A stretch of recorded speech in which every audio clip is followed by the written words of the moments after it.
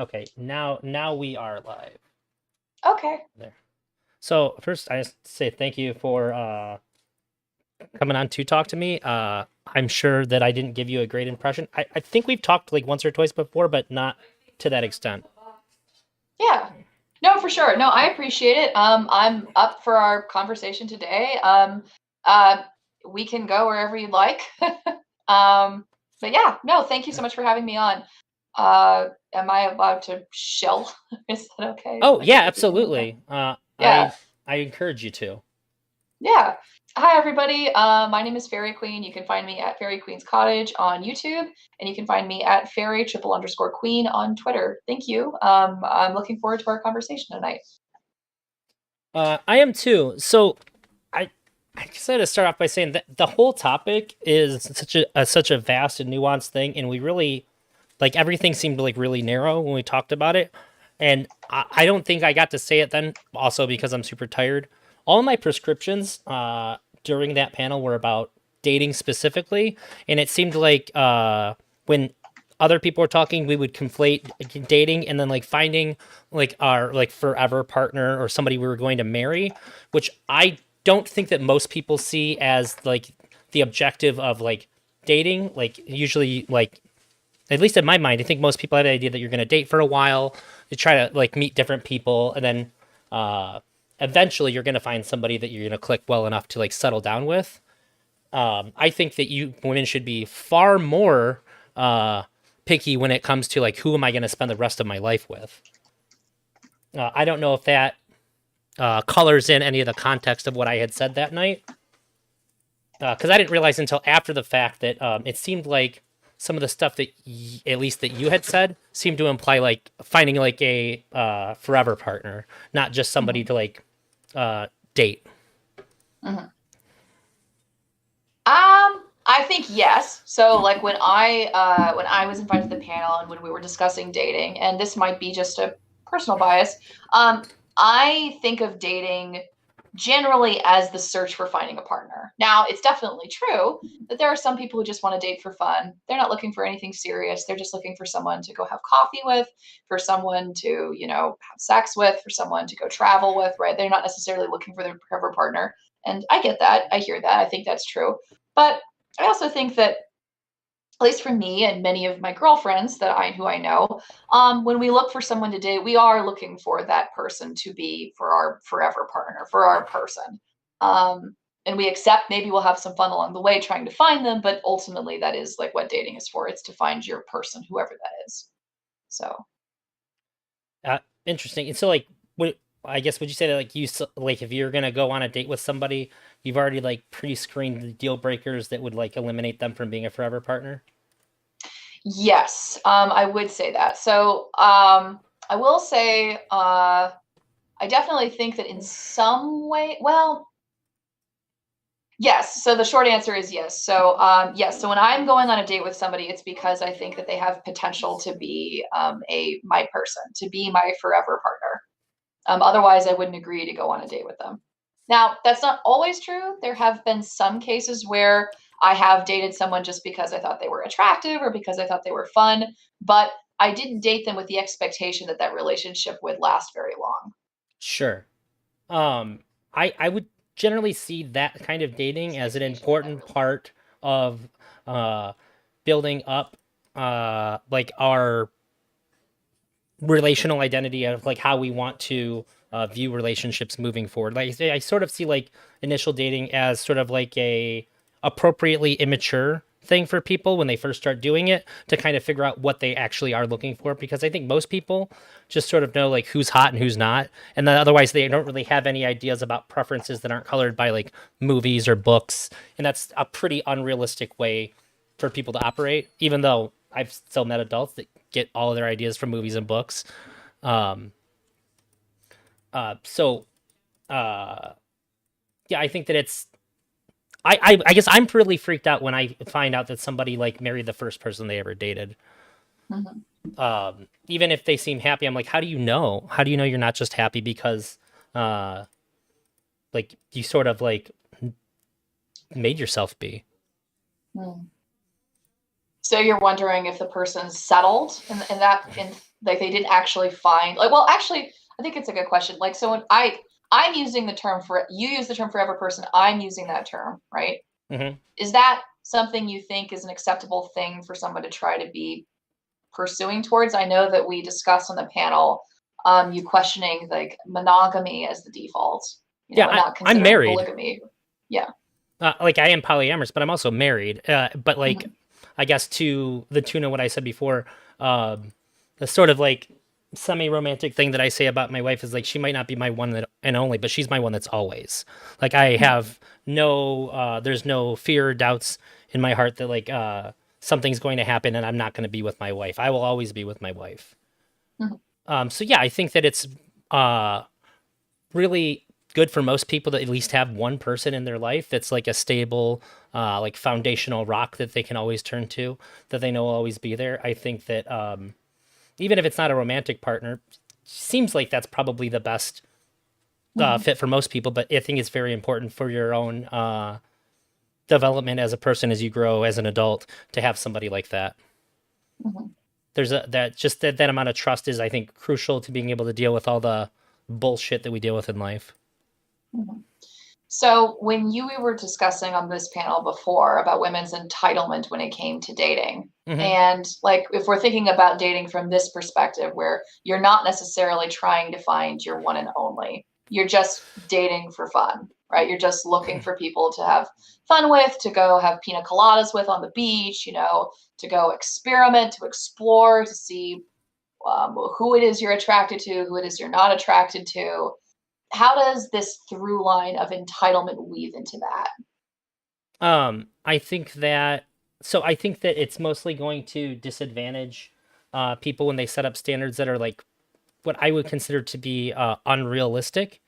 And I think that when you have standards like that, if you're even if you are like dating like because you can be in the middle, right? You can be like just trying to like have fun with somebody, but also like maybe hoping that that turns into something bigger. But if you're not able to find anybody that meets all of your criteria, I think that that can turn into uh, I guess those when you're not finding anybody, you can have those ideas instead of being something that's like empowering, turn inwards and end up being a reflection, something negative of yourself. And I know a lot of people who can't seem to find like any good ones, so to speak, and or if their big parts of entitlement are among like what I would consider to be less important relationship criteria, such as like simply like looks or finances, think you'd run into a lot of bad people, and then you can wonder what's wrong with me. Why are all the guys that I'm dating cheating on me or being physically abusive to me? Because I think that anybody would naturally start to feel like I'm part of the problem here. If like I'm the only common denominator, and while you can tell people that's not the case or all that, like there's a logical part of your brain that's not going to be able to dismiss that. So I think that that's bad for people too. Okay. Um, so a couple of things. So number one, if we're being less discerning, like with who it is, so if we're looking at it from this perspective of being less picky when it comes to just for the person that you just want to hang out at the beach with, or to go to the pool with, or to go, I don't know, bring as a wedding date, like when your friends get married. Like I could see that. I could understand like saying, you know, it's okay to date somebody who you know you're not going to get married to, and it's okay, you know, maybe to have the bar be a little bit lower. Um, but I don't know. I mean, I don't know a lot of women who really like in my personal life. Well, that's not quite true. I do know women who complain about being lonely in the sense that they can't find anyone as their forever partner. Hmm. Like like most of the women, like when I speak to, like when they talk about loneliness, they talk about an inability to find a partner who they think would be a good fit as their one and only or as their one and always. That's the type of loneliness that I hear. Or it has to do with female friendships, you know, finding a close knit group of female friends who they can consistently hang out with, who they can trust and who they can be with. Those are the types of loneliness, like when I do hear them from women, that's typically speaking like what I hear. But I don't know a lot of women who, when they complain about feeling lonely, complain about like a dearth of any man or any person to go out to date with or just to go out and to get drinks with.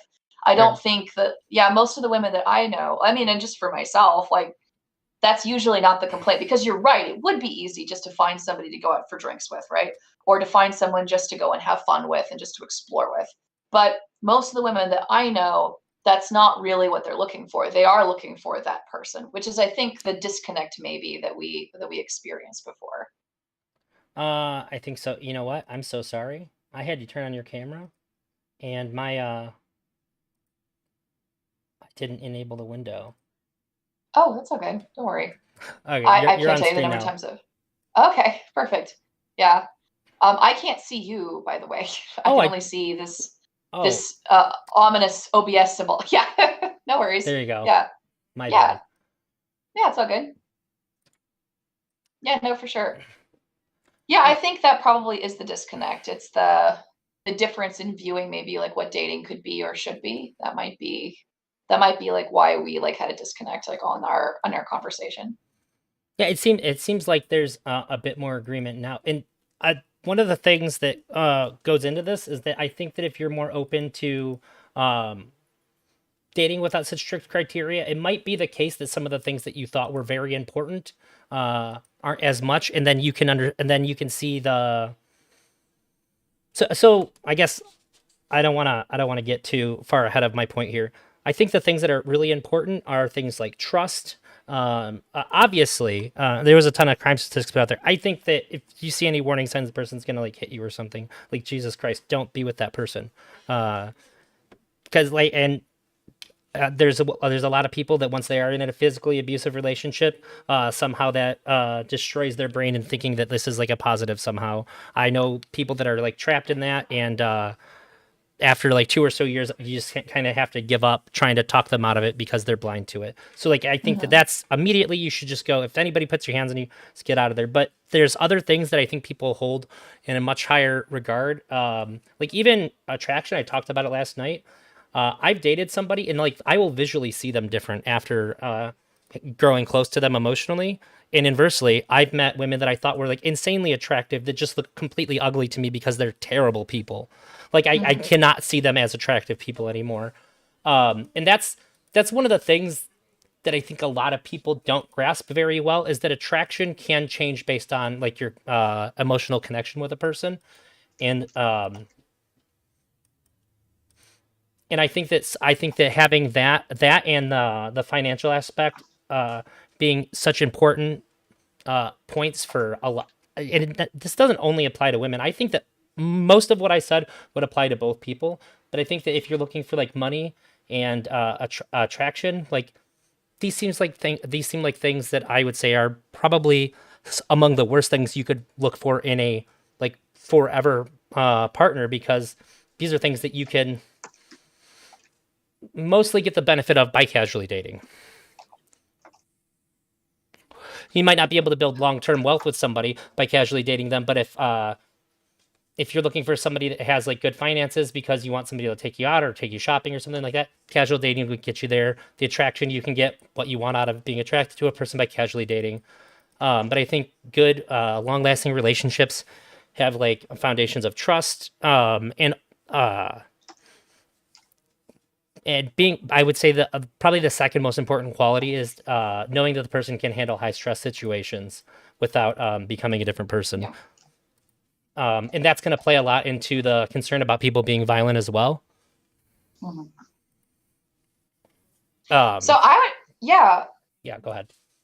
I would agree with with what you're saying. I would agree that it is important. I think to be able to quickly suss out who is like it's hard to tell for certain, but as is reasonable as like we can expect to suss out who is likely to be violent, who is likely to be abusive, who and like you can even tell that not even from them like getting frustrated at the waiter, right, or screaming at people in traffic, right? Like you can see other patterns, right? Like if somebody talks about like how their ex partner was terrible and then you ask them and they talk about how they blew up their phone with 15,000 messages but they still won't fricking respond, right? It's probably the sign, right, that this That's pretty person good. is probably no bueno, right? It's Yeah, always usually a red. Yeah, so yeah, I would agree with you on that, and I think that it is true, right, that attraction can change based off of your emotional connection with the person. and finances are certainly not everything, especially like if you're dating someone, it should be, especially if you're getting, especially if you plan to marry that person, for rich or for poor, I would agree with you. But there are a few things, and again, like for the forever partner, like we can put like just casual dating, because if we're talking just about casual dating, right? Hmm. Um, like some of these things, like just, and we'll just put like the obvious abuse thing on the shelf for a minute, because I think we're in agreement there. Some of Yeah, these things, like if we're just thinking about somebody to mess around with for a little bit, these two things, like physical attractiveness and finances, like they aren't completely unimportant. And they're not unimportant because, like, so I've had this a couple of times where I've wanted to go to the beach, or I've wanted to go out for drinks, or I wanted to travel somewhere, I wanted to do something, but my partner made less money than I did. sure. So, and that becomes like an awkward dynamic, because it's not that I wasn't willing to pay for both of us. I was willing to pay, and I had the ability to pay for both of us to do the thing. But then you get caught into this really weird gender dynamic of, I'm happy to pay for it, and it's instantly, no, don't pay for that. I don't want you to pay for that, right? And then you laugh, but it's true. Like they'll get actually mad. Like Yeah, like I they're laugh because I think that's I understand it very well, and I just think that it's silly that it happens. I mean, I would But yeah, it's a agree, but real like, thing. yeah, I mean, like, and like that's so that's an issue, right? Like if you're just trying to mess around, well, if the person makes less money than you, and they're not okay with you paying for things to make up for both of you doing, and then even if they are okay with it that one time, I mean, money becomes weird, like when you're dating people, right? Because then you feel indebted to the other person because now they've bought this very good thing. If you are able to do something that's well outside of the other person's price range and you offer to cover the other person, that creates a really weird power imbalance between the two of you, like if you try to do it. So what winds up happening is you wind up only suggesting doing things together that the other person can always afford, or can always has the ability to do, and you don't ever suggest anything that you think might be outside of their price range, which is a good thing to do. I think like it's the empathetic thing to do, but it also creates a little niggler of resentment, because damn, I would really like to go to the beach, damn, I would really like to go here, but we can't do it, because if I ask you to do it, it's going to wind up into this whole like domino effect of like insecurity, et cetera, right? Yeah, So I would actually say that's probably a pretty easy disqualifier for me. If I'm dating somebody and they can't afford to do something and I offer to pay, if they have a huge issue with that, then this person probably has some emotional issues that are going to cause future issues. That's what I would think. If that's something that's too big of a burden, then when real problems come along, holy shit, I don't know how this person's going to deal with that. These are the kinds of things that I look for as like deal breakers. yeah, no, and It's I understand. It's just that the money thing, I think, is important too. Like another, like here's another thing that can happen too. Like for this is for long-term partners, not short-term partners. Short-term partners, it can be weird because if you want to do something that's too expensive and they can't afford it, that makes it weird. But for long-term partners, like the only reason I've ever cared is because I want to have kids, and I want to have kids, which means that if I'm going, and I would prefer to be able to be a stay-at-home mom, I accept that might not be financially possible for our family, but I would prefer that to be the case. So that means that money is not unimportant. That means that if I want to be able to, support like two or three children, and if I want them to be able to, to be able to have the opportunities that I want them to be able to have, to have the life that I want them to have, then that means that money does become important, unfortunately. And sure. like, and it's sad to say, to put it this way, and again, I've dated, and the problem, like for me, the problem has always been, it boils down to this. It's not that like I haven't ever been unwilling to date someone. In fact, most of the people I've dated before in the past have made less money than I have, or have like who have been less further along in their careers than I have.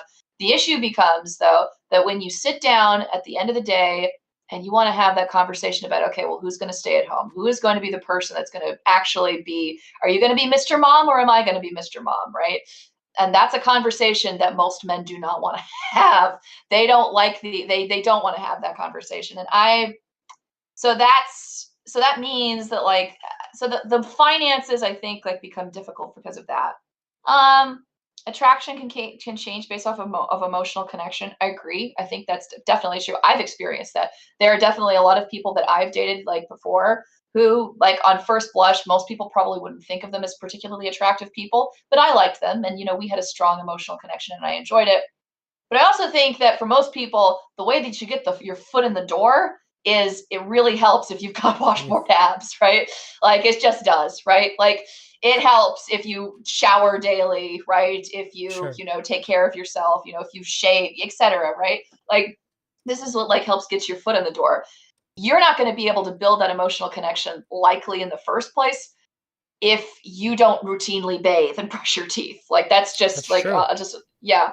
So I so it's not that I disagree with any of this, but I do. But as we've stated before, as we discussed before, I think that there is some nuance to it as well. Um, Yeah, that's the big problem with the panel. We really just don't have the time for four different people to express nuance and to dig into any of the nuance of any other particular points anybody made, which is why I think part of the reason why at least it ended up going the way that it did. Um, so I don't think I actually got a good idea of like so. Uh, and I'm not gonna like call you out and say like I want like the advice that would just apply to individuals. If you were going for general, so like if you had a general list of things that you think that people should be picky about, what would that list be? Oh, sorry, people. Specifically women. What do you think that women should be feel entitled to when it comes to selecting a dating partner? I guess if the framing works for you, somebody who's like in that in between like they're dating with a hopeful aspiration of finding a forever partner because I think that's where the majority of people are. Oh no, what happened? Is it my internet? Okay, it's not my internet.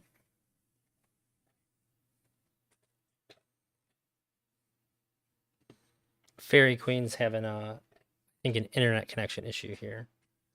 So bear with it. Bear with it for a minute or two. See what happens. Are you saying I bored her to sleep out?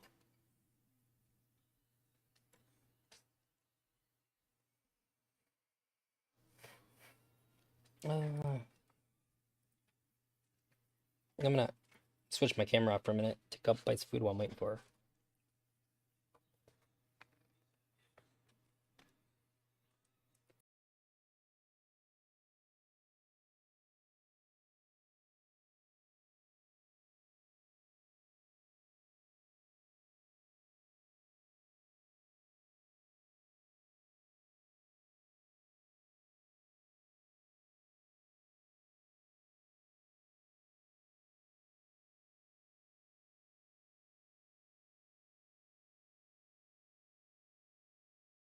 I sent her a message, so maybe if something happened, uh, she can get the message on her phone. We're working on it.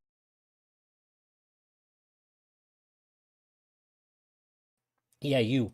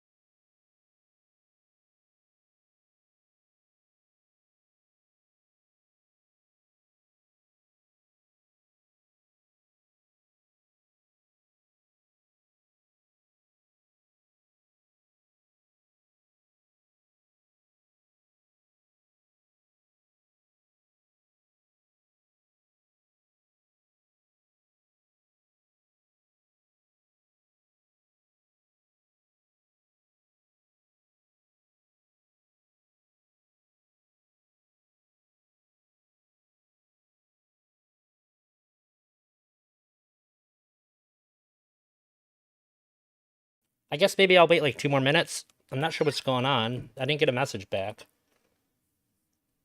Oh wait, she just lit back up on Discord.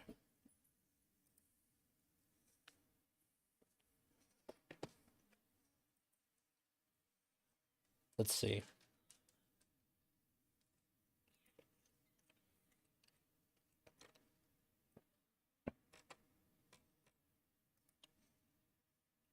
Okay, Hey, I'm so sorry about that. My I don't know if we're stream or live or not, but my I am still. computer.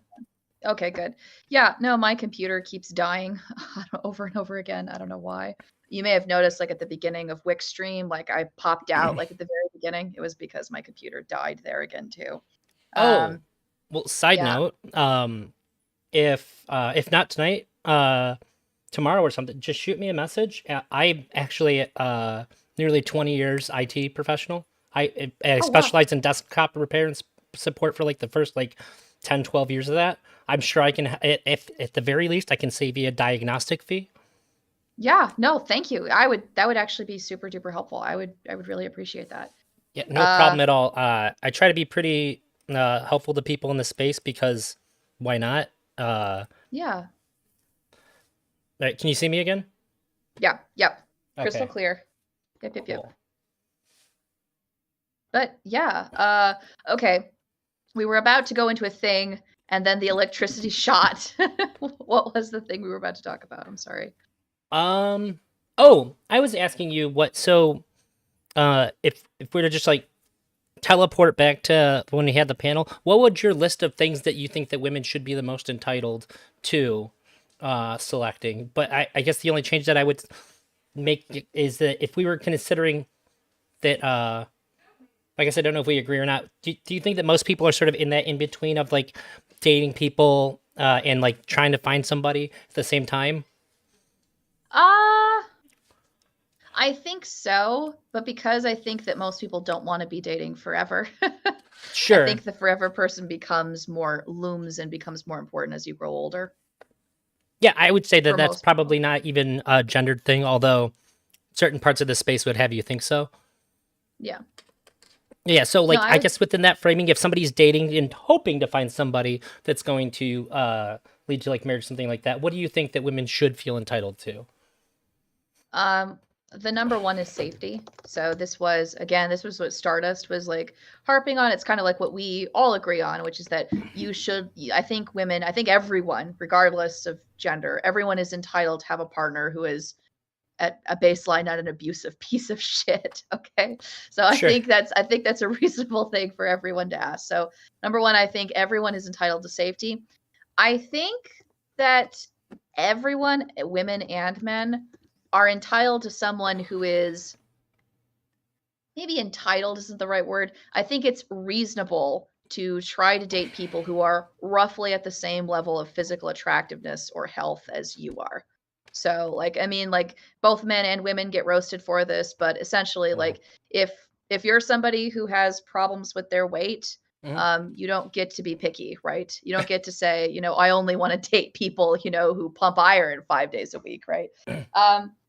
But and the flip side is like if you are somebody who is more physically attractive, if you are somebody who goes to the gym, somebody who's a gym rat who cares about that, that's your lifestyle. I don't think it's unreasonable for you to want to date people who also like are interested in going to the gym frequently. I don't think that's an unreasonable thing. So physical attractiveness, but only like within your own like I hate the number scale, but somebody who's roughly at the same level of physical attractiveness as you, um, at the same level. So Um, that's what I would say. that can kind of be a trap too, because like when I met my wife, it was quite some time ago. I was in super good shape. I still had, well, I guess I don't have anymore. I had long hair, but she could literally sit down on my forearm. I could put out my arm and she could just sit. Uh, Mhm. and now I look like I do, and she's still tiny, effortlessly in good shape. I don't know how she does it, but so like that not as severe as somebody being chill and then turning into an abusive person, but those things aren't permanent either. Just to bear Yeah, in no, mind. No, they're not permanent either by any means. Like we all get older. Like eventually we'll all have like you can already see at the bottom of my head. Like we're all gonna have like a billion wrinkles, right? We've all spent too much time in the sun, planting tomatoes, right? Like yeah, of course, right? At some point, like we all become old and fragile. Our teeth are falling out of our head. That's the reality of the future.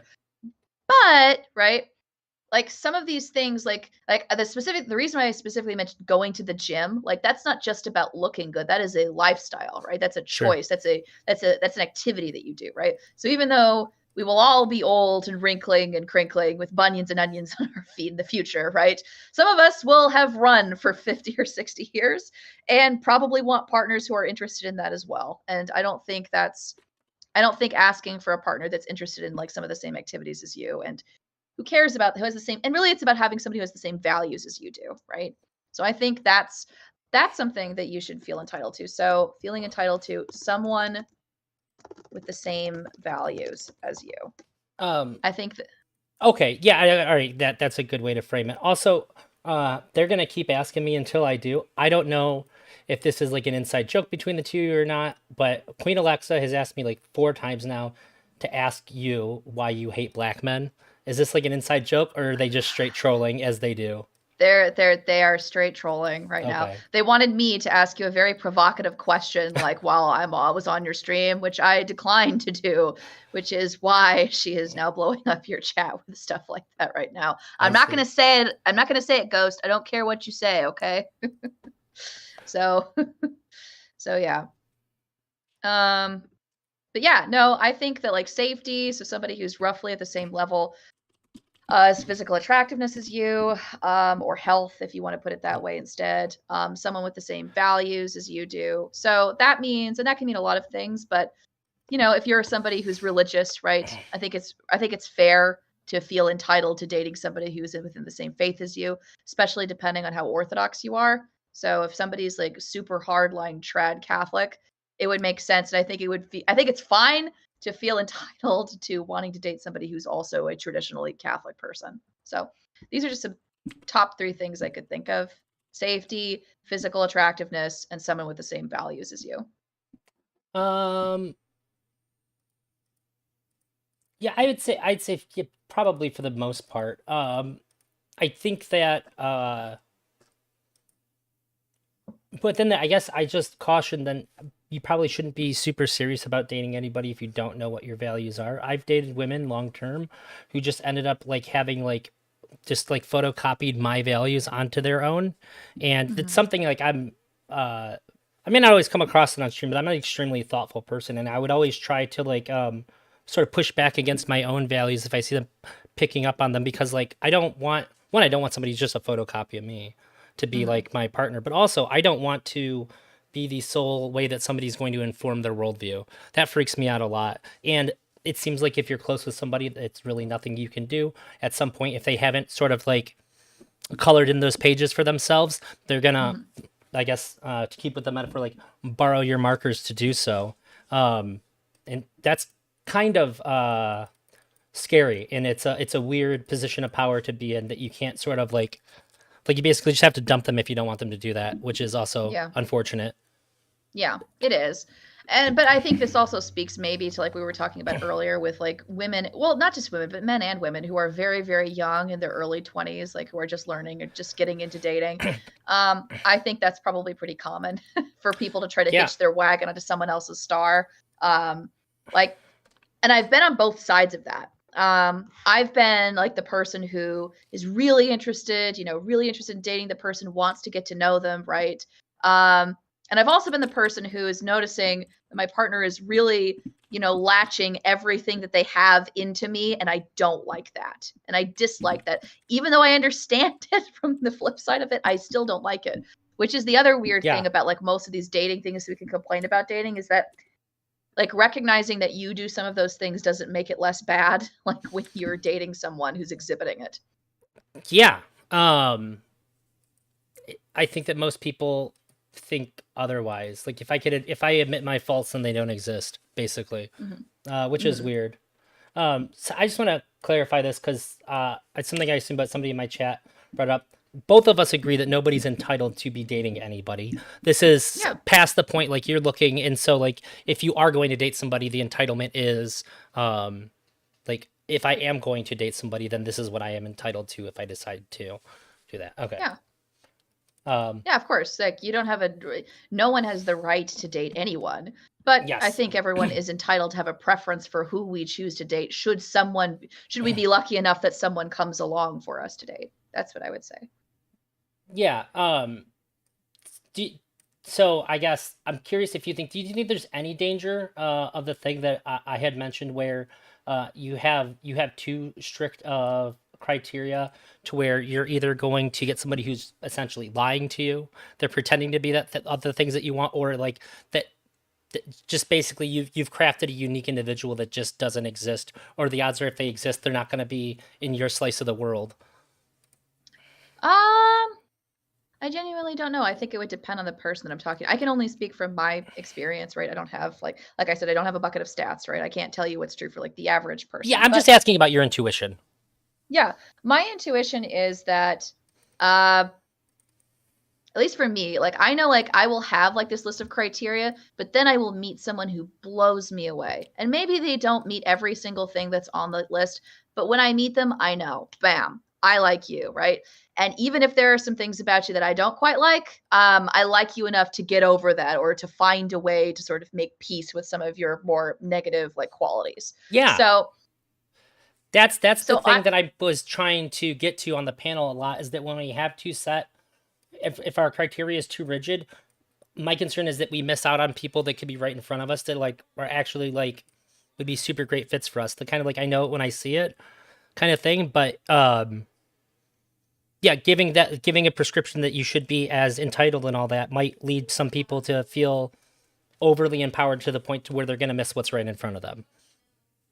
I don't know if it so that I don't know if I entirely agree because I think that like it's fine. I think that most of us eventually everyone's willing to throw their list away like when the right person comes up.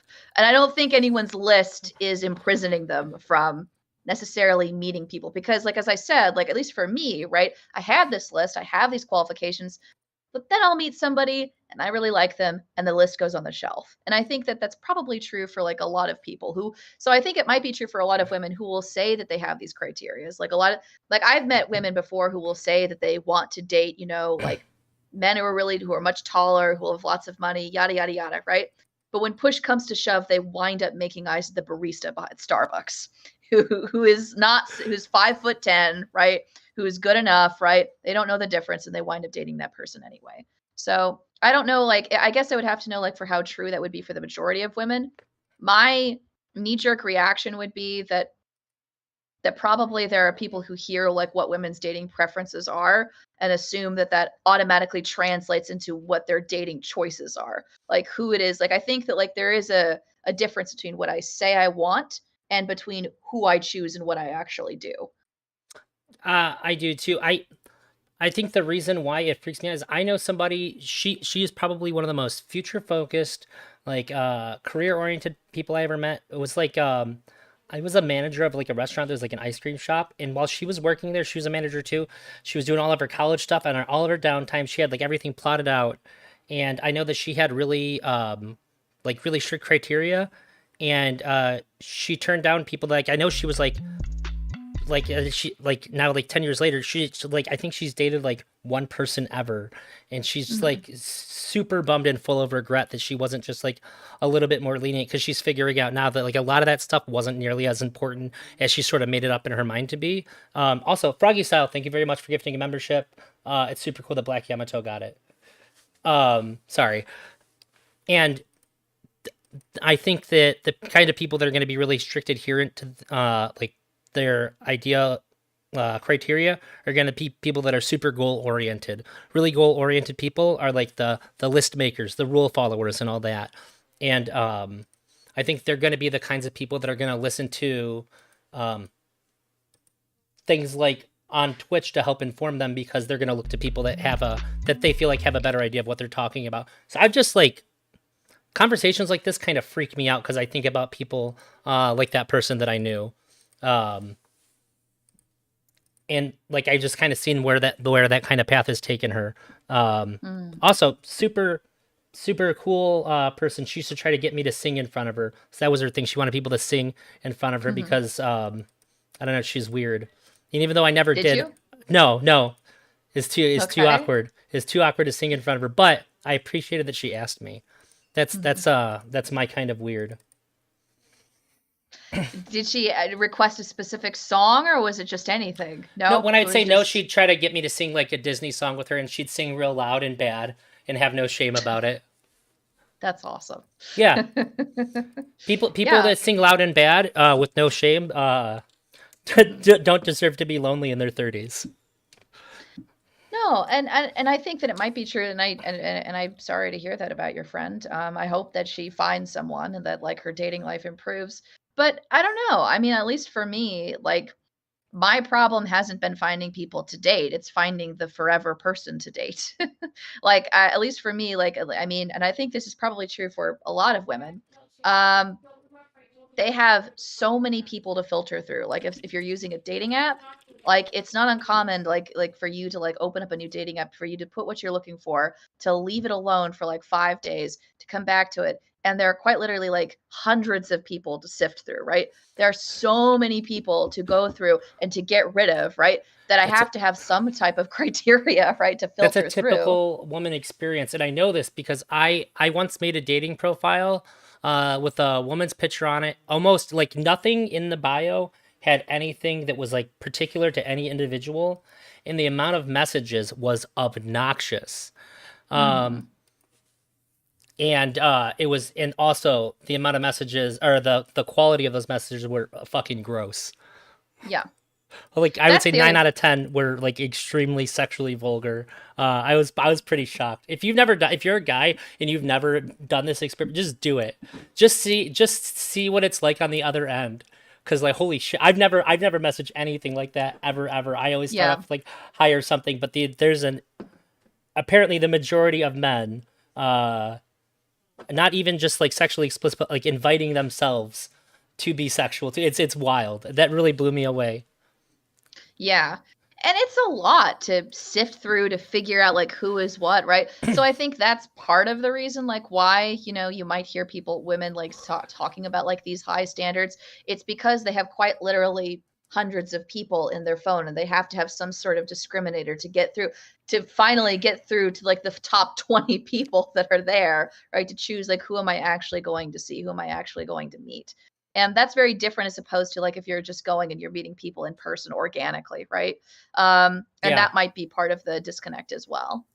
I think dating apps should allow women to charge a low fee for people to message them to help filter that out. I think you'd get a lot less of what I saw on my thing if they actually had to pay like $2 to message the first time. You're probably Hang not on going to be now. so gross. This sounds like a cam site, okay? We don't want Tinder to become that already. It's already the pit of like millennial Well, I'm just saying, like, are you degeneracy. really going to Like, spend $2 to like say something gross that you know is going to get shot down, or are you going to maybe be a little bit more thoughtful and actually try to shoot your shot if it's going to cost you $2? I mean, maybe, but I don't know. Have you spoken to a lot of streamers? Like, people will pay $2 to say a lot of crazy shit, Well, like then if it on the gets heard. upswing, Like, you get $2 instead of just reading somebody being totally gross to you. You also got $2, so it's not like instead of just being like ew, you'd be like ew, but oh wow, they paid for the $5. Okay, no, but cool. I get I don't know. Like it kind of like it feels a little weird. I don't know. But yeah, no, I think that like part of like the reason like why you hear women like saying like if you are hearing like big standards, I would assume that it's probably because of that. But I also think that like that isn't actually like what most women choose. I think most women will say like if you talk to like some people, they might say I only want to date people over 6 feet tall. Like I know that's a meme that people say, but in point of fact, right? If you put like a person that's what they really mean is taller than them, and really like if you put like a 5'4" person like woman next to like a guy who's 5'8" or a guy who's 5'10", right? As long as like he's like a little bit taller than she is, like most women just don't really care. It's Like it's it's not true. Like I said on Yeah. the panel, Smeth and I both just found out about this rather recently. We're both 5'11", so height has never come up in any dating situation ever because we're tall enough to not be short, but we're not so Hmm. tall to where it's fetishized at all. So my Yeah. entire life, not until I was in my 30s have I ever known that this was a thing at all. Yeah. I think if you're a really short guy, you're probably overburdened with it as soon as you become dating age, based on what I'm seeing now. But yeah, this seems like a pretty wild thing. But also, I think I feel bad for guys who like really tall women. I like really tall women, but there's like almost none Hmm. of them. I'm 5'11", so I'm taller than almost all women. Okay. Well, I mean, maybe you'll find your Amazon glamazon somewhere, okay? And may she reign and may she be tall, all right? But she's But gonna have the criteria of 7 foot or over only. No, just kidding. 7 foot, okay. Um, Listen, in the context of like dating apps, I understand why you would want to be a lot more picky, just because you would have to be. mhm. Yeah, I think that that's like one aspect too. I think a disagreement that we had, and maybe it's not really a disagreement, maybe it's just like a difference of like perspective, right? I think that like our conversation, you were really focused on the individual, like how Yes. can we help each individual person? And I was really looking at this more from a societal perspective, right? In terms of giving advice and in terms of, dating relationships, like what that means for the broader society. So I think Yeah. we also had like two different ways of engaging with the question, which is I think another reason like why maybe we had some conflict on Wick's panel. Yeah, I think that advice that can be wielded by an individual is really the only thing that makes a whole lot of sense to me when we're talking about how entitled or how picky somebody's going to be, because there's, I guess I would rather give workable advice that people can kind of like mold and reflect on regardless of where they're at, rather than saying like these are the things that are important that you should care about. Hmm. Which I think the worst example would be Stardust just screaming stats the whole time, making the vast majority of men seem like we're like violent sociopaths. What it's to be fair, more men are violent than women, but it's a very small subsection of men that are going to be violent as well. Um, Well, so I'd see that as the extreme end of the thing that like I'm like cautious of, and that I think is generally not going to be as helpful.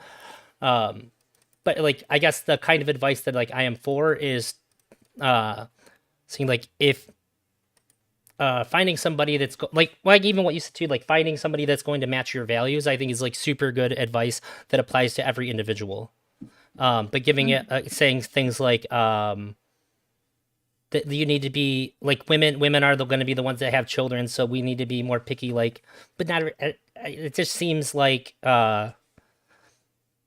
if that's the kind of thing you have in mind, then like you're just automatically going to be looking at things through the lens of like who's going to father my children, which I also think is like a really weird way to date. I mean, like I understand like why like that would be like your reaction, but I know for me like with partners that I've had in the past, like even if I didn't know for sure that everything was going to work out, we still had the conversation even if we were just messing around, even if it was just for fun, right? We still at some point had the conversation which was, okay, what happens if I get pregnant? What is our plan, right? Because we have to have a plan, what's going to happen? And I know that, like, it's true that, contraception is more readily available today than it's ever been in the past. It's obviously a lot easier to do it, but it's not a guarantee and it's not foolproof, right? Sure. And there is still that and even if you have birth control that's 99% effective and you have the plan to like get an abort, even, and I personally would, but some people like they have the plan to get the abortion like after, if in the event it fails. um it still matters to know whether or not how your partner would react if you break the news to them, right? If Yeah. I'm like, even if I'm dating someone, even if we're just messing around, if I'm dating someone and they have a conniption when I break the news, hey, there's a plus sign on this thermometer from the bathroom, right? That's not going to be someone I want to go to have pina coladas with, right?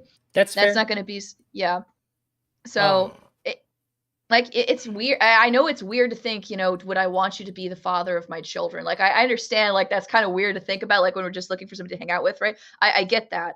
But it's less weird when you think about it from the perspective of what are you going to do when shit hits the fan? Do I want to be messing around with somebody because now I'm in a position, right, where I am pregnant, right?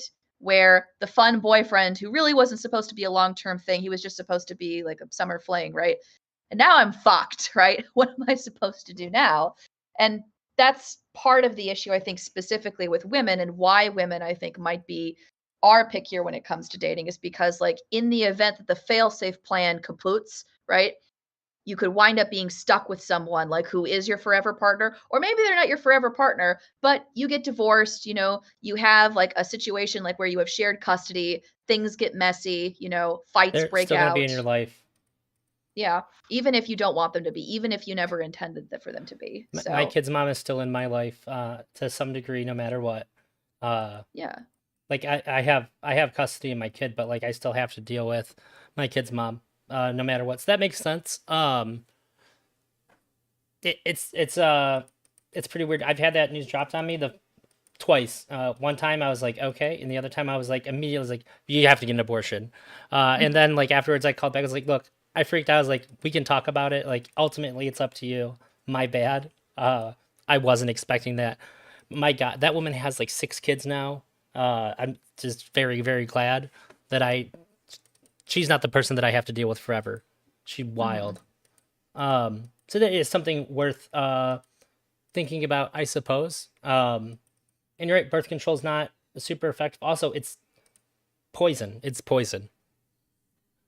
Birth Well, control is terrible for your body. I got a vasectomy just so my wife didn't have to take birth control anymore. So I understand some people take it to like some women take to like regulate their periods. There's like some other health issues that you can take birth control for, but it seems like it has pretty bad side effects for a lot of women.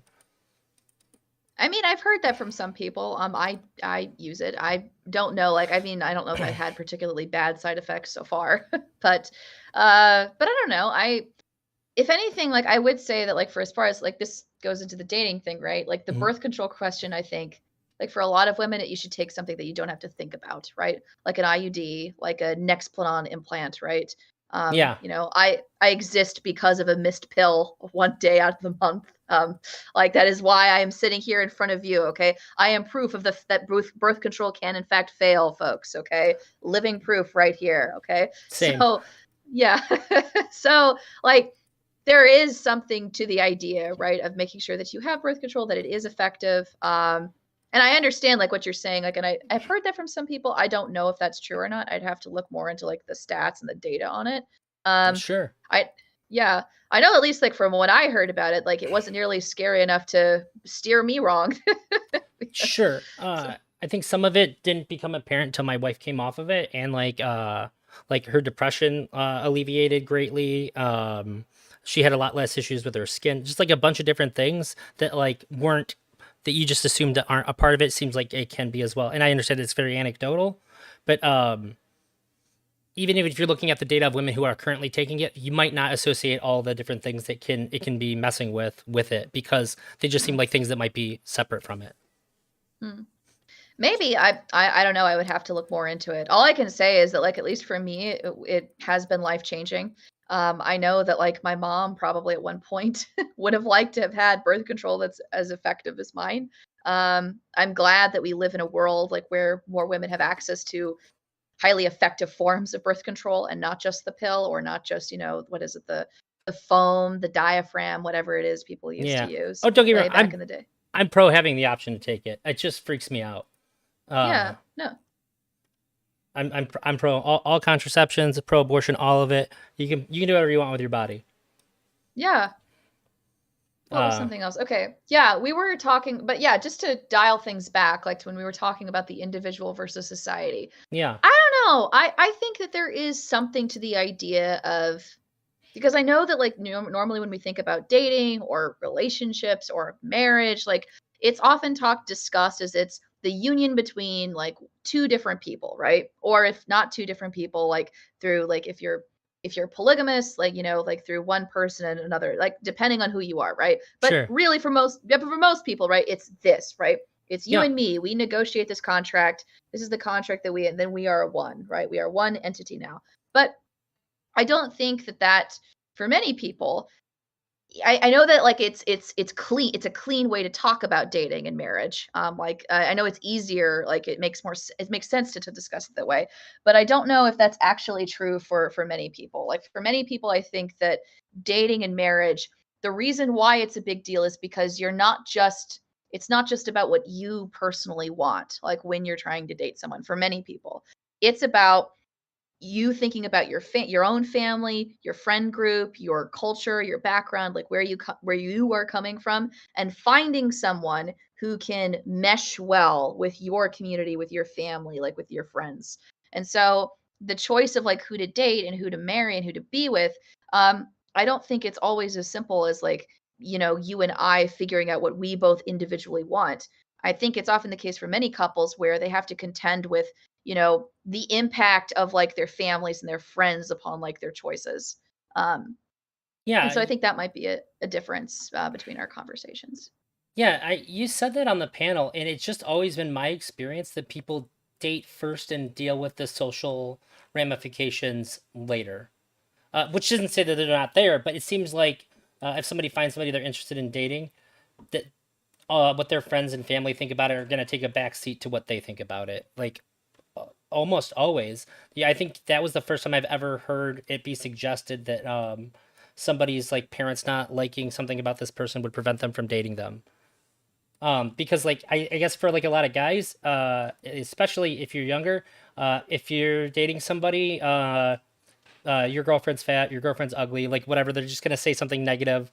They're gonna dog on the chick that you're dating, no matter what, across the board, because that's how guys interact with each Mhm. other, broadly speaking.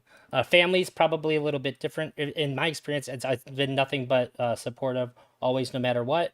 So maybe it's just a bit alien to me, and maybe other people are, maybe other people's families are shittier when it comes to that.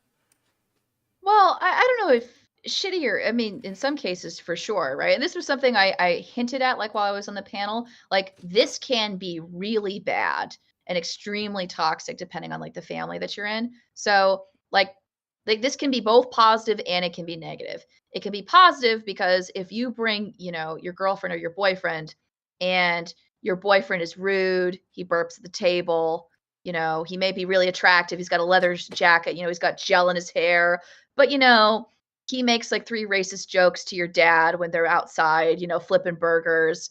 He tells your younger brother that he looks too short, right? He jabs your sister in the gut and says, "Oh, look at a little fat there, Tubby," just in case for things. Like if your boyfriend is doing stuff like this, right? And your parents then come to you and say, "Hey, we really don't like Mike. I know you think he's attractive. I get he's got a motorcycle out back, but we don't want him to come back to Thanksgiving next year," right? Like that would make sense. But this can also play out in classist ways and it can play out in racist ways. So, where if you are somebody who brings like a partner of a different race to the family dinner table, like that can be an experience. There are a lot of families who are extremely racist who will hammer you for choosing to date a black person, who will hammer you for choosing to date an Asian person, who will hammer you for choosing to date any person outside of your race or ethnicity. And if you bring and conversely, if you bring somebody who is of your race or ethnicity, your family will often reward you for it. Like I know in my family, if I were to bring somebody who is also Irish Catholic, that would be a big plus. My parents would love that. They would give me lots of plus. And by contrast, like I have dated like people of different races. Like I've dated Hispanic people. I've dated a wide variety of people. And when I've gone and I've told my parents, "Hey, I'm bringing my boyfriend over. He's going to come and meet you. He's Hispanic. He used to work as a real estate agent. All this stuff, right?" Um, it's not that there was like an immediate negative reaction, but I knew, right, that this was not going to be received very well. And there were side eyes, there were weird looks. And it wasn't always like terrible. I mean, it wasn't that anybody just came out right and said that they didn't like it, but you do get that pressure from families. Like that pressure does exist. It's like It's a bad unspoken, pressure. or It's is it it's an also unspoken. spoken? It's sometimes spoken, but it's Oh, spoke like I like initially like it's spoken. I think like with jokes in a really weird way. Like that's how it starts. It starts off with like sort of like weird, like low level sort of racist jokes. Not really racist, but things like, you know, like when my boyfriend came over and like I was introducing him, I think my dad said something. I think he said "Hola," like, and he shook his hand. Like it was like low level things like that, right? Like, Sure.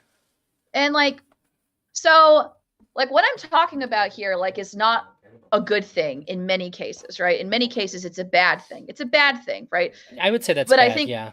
yeah, it's a very bad thing, but it's also a true thing, right? It is just true that there are lots of families where if you bring a partner that doesn't make as much money as you do, that doesn't have as much education as you and your family members, that is a different race or ethnicity, or that it comes from a very different religious background than your family, and you bring that person to your family dinner table, your family is not going to many families don't like it. Many families will penalize and will punish you like for choosing to for making that decision. And conversely, will celebrate like other family members when they choose to buy into the sort of partner that your family wants for you. So this is the bad way that that can represent itself. Like it's, I sort of referenced The Great Gatsby, like when I was there. Like what is it? Like there's a quote from The Great Gatsby: "Rich girls don't marry poor boys," right? You know, there's Daisy Buchanan. You know, there's old Tom Buchanan. There's Jay Gatsby across the way, right? Yeah, but these would be There's the a things reason. that I would push back against. I would say that if your family's like that, well, fuck them then. It's like my mom wasn't allowed to date black guys. She did, and she got in trouble for it. And I know that that didn't like get punished out of her. She still talks to one of her boyfriends from when she was in high school, and I'm sure that my grandpa made it was probably one of the big factors as to why they're not together, or why they didn't end up together. Like, which I guess unfortunately I'm thankful for because I wouldn't exist. But yeah, I mean, I know how that stuff plays out, but I think as a result of that, I never had to worry about that, and I've always had the mentality that if somebody didn't like the person that I was dating, if they were going to express that issue, you're not like you don't know this person, you don't really have the ability to like insult them in the same way that you're insulting me because you're Mm, disrespecting me and my ability to make choices for my life. And I guess maybe I'm in a unique position because I've always been the kind of person that does not inherently value family more than friends. I think of friends are like the family that you get to choose, and I will not hold on to a family tie if the person's going to be like if my relationship with them is like an affront to my values. Then it's just like mm, fuck you. I don't, and I would say that that's probably that's something that I would probably preach to other people that if somebody in your family is giving you issues, then they're not respecting you. If you're with somebody who loves you and respects you, you should be valuing that relationship more than the one you have with your sister or your mother, because like obviously they're taking out their shit on you, and you should value mm, yourself more, and you should absolutely be valuing the people that value you uh, mm, enough to allow you to make choices like that. I used to be like, sorry, my mom, she's a fucking bigot. I don't think that we should go to my house for Thanksgiving. If you want to push for that, just know what you're signing up for. That's not how I feel, and yeah, I can't imagine allowing that to influence you that way. And I understand that some people do, but I would say well, stop it. well, I would say that like the racism, like that stuff, like I've always just said, I've always told some of my family members just that they just have to stuff it. They have to knock it off. That like he's a great guy and I like him, and if you don't like it, you can deal with it. Like when it comes to things like that, that's like when I usually like shut my family down, and I usually like will like stick up and like defend like my partner. Um, there are occasions though, where I do value and I do think about my family, like when I'm considering dating someone, and that's for a couple of reasons. Like one of them is like, so I'm the eldest of 5 children. So, and I have 2 sisters and I have 2 brothers. They're all younger than me. And none of them except for my next younger brother, he just had his a recent relationship, but none of them have really started to date yet. Which means that everything that I choose to do in my dating life, like the person who I think I'm probably going to be the person that gets married first. So whoever it is I choose to get married or whoever it is I choose to date sets a floor. It sets an example, a model for that my sisters are currently watching. So like something that's always been in the back of my head is that like if do I want this person to be the sort of would I be comfortable with my sister marrying this sort of person? Would I be Sure. comfortable like with my would I want my if I have kids, would I want my daughter, marrying somebody like this? Like what do I want for my family? What do I want for my sisters? Like do I really want that for them? Because the issue is like if I just said fuck to everything, right? That is it isn't it has a ripple effect. It has a ripple effect of influence upon like what they choose someday. And I want my sisters and my daughters, if I'm ever lucky enough to have kids, to have somebody who sets a really good example for what it is to be a good boyfriend or what it is to be a good husband. Which means that like I'm choosy like with who I choose to hang out with and who I choose to date because whoever it is I wind up choosing will be an example for them to follow. I, So I don't want my sisters to get the impression, like a bad impression about who it is that they want to be with because of that. so that makes sense, but it makes sense only so far because I would just think that if this person's not good enough for my sibling, then they wouldn't be good enough for me anyway. Like if I would, if so, like I think that most of the people that I've long term dated would fit the criteria of like I would hope that like somebody that I'm close to would be able to find a person with similar qualities because I'm happy. Otherwise, I would just imagine like I'm just not happy then, right? Mm.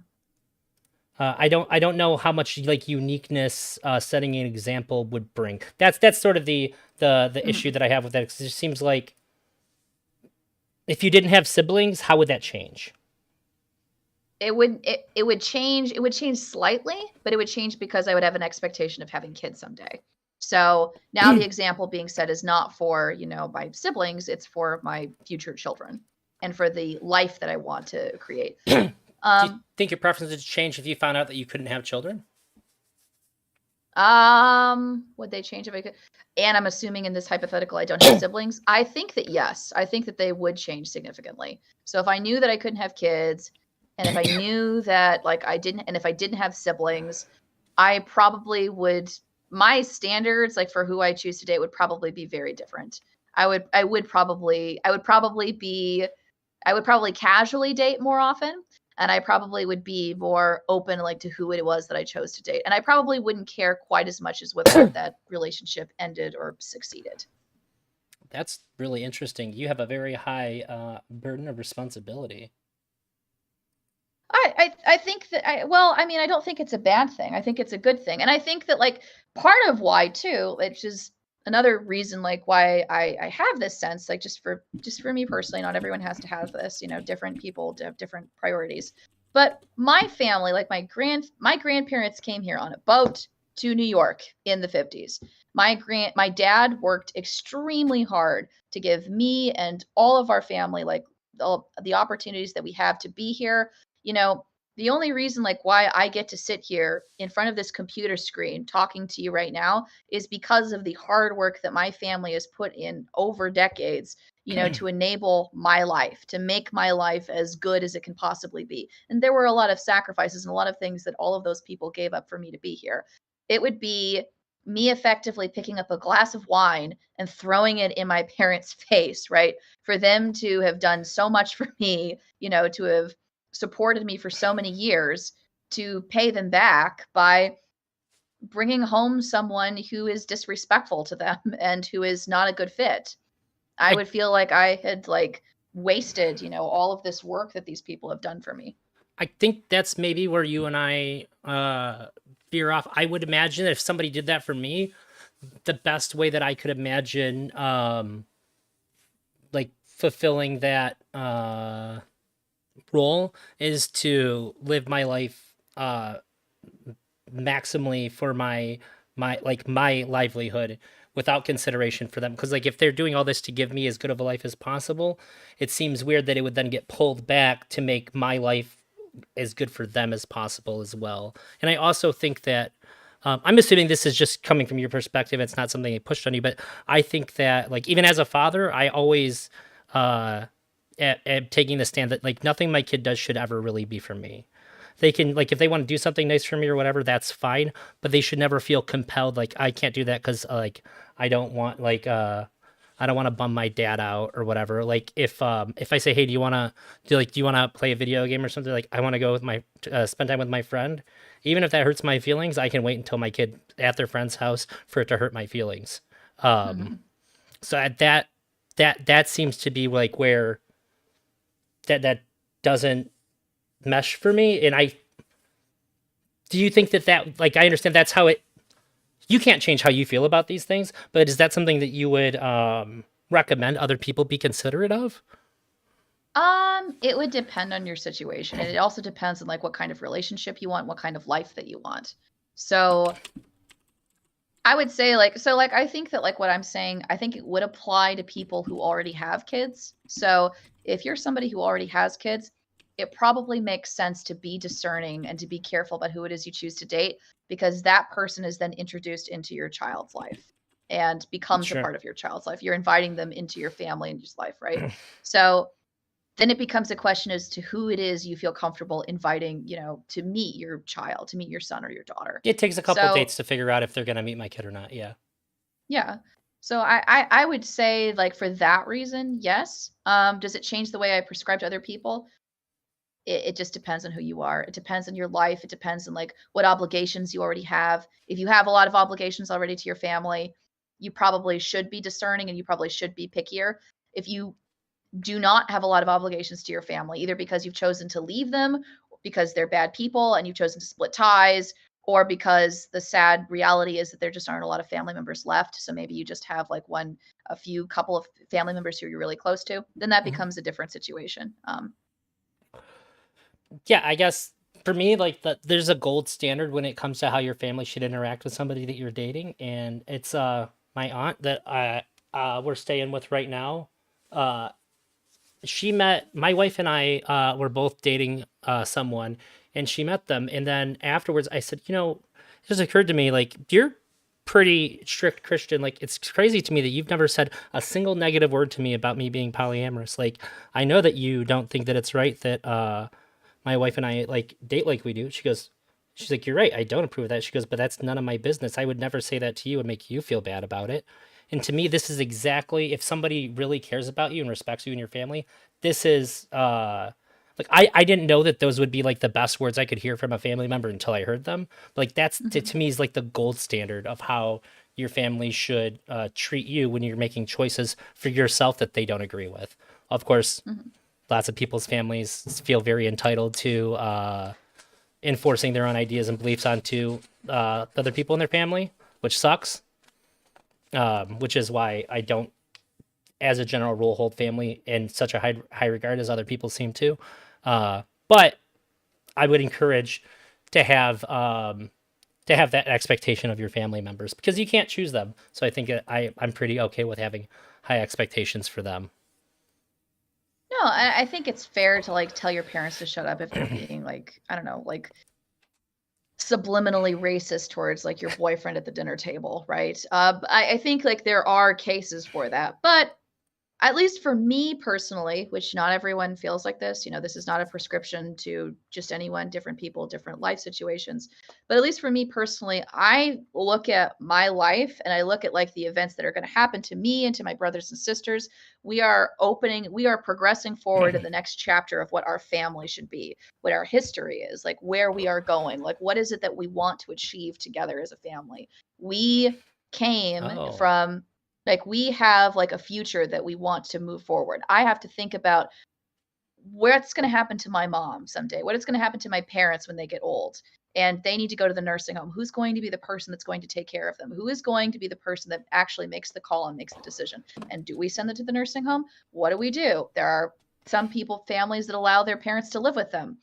I don't know. It's a situation that's going to have to be something that I'm going to think about with a partner.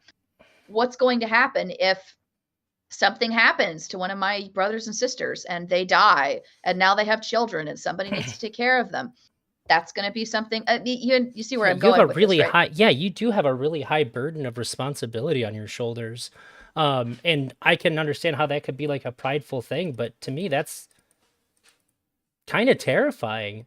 It seems like the way that you view these things make it to where like you sort of like the kinds of choices that you can make are sort of like pre-selected. Like you can choose anything you want from this box. Yeah. And I guess for me, and I'm not trying to say that you're wrong or anything like that. I say this empathetically. To me, that would feel like a prison.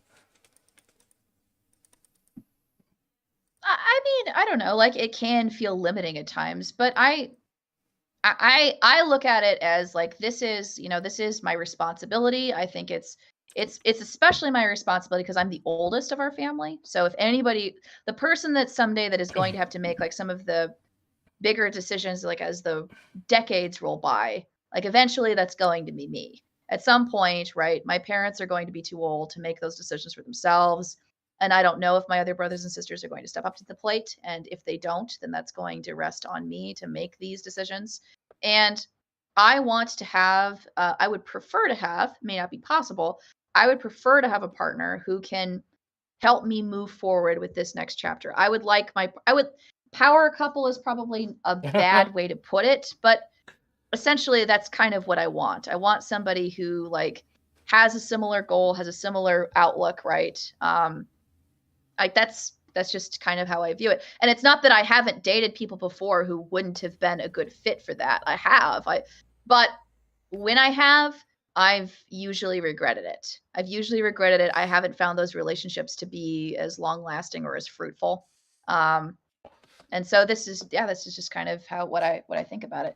And I mean, like I know, like for me, like my mom, her parents were divorced. My grandmother and my grandfather were divorced.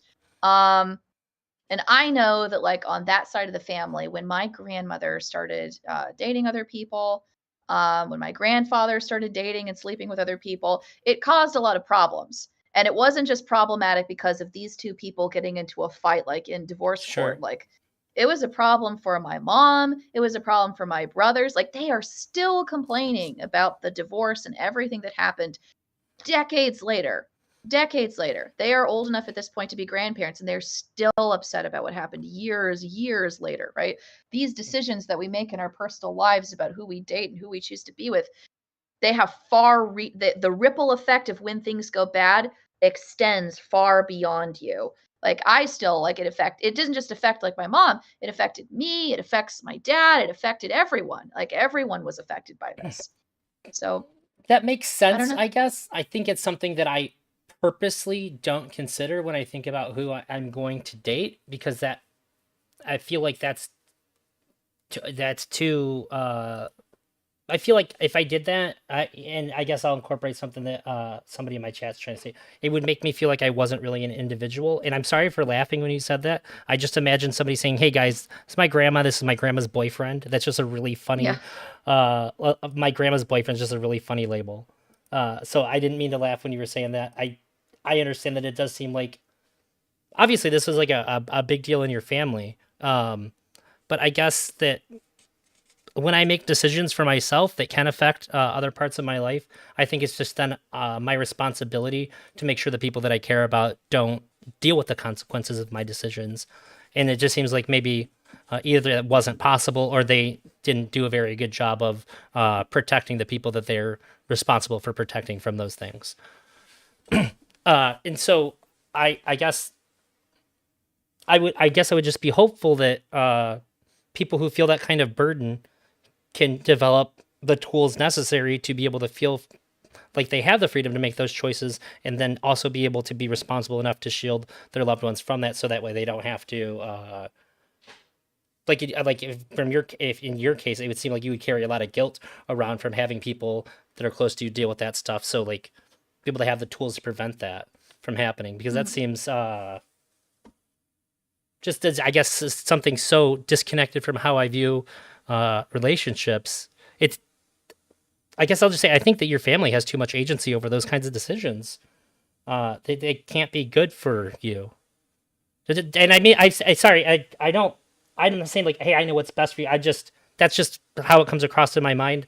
I'm saying that like in an empathetic way, not like I know better than you kind of way.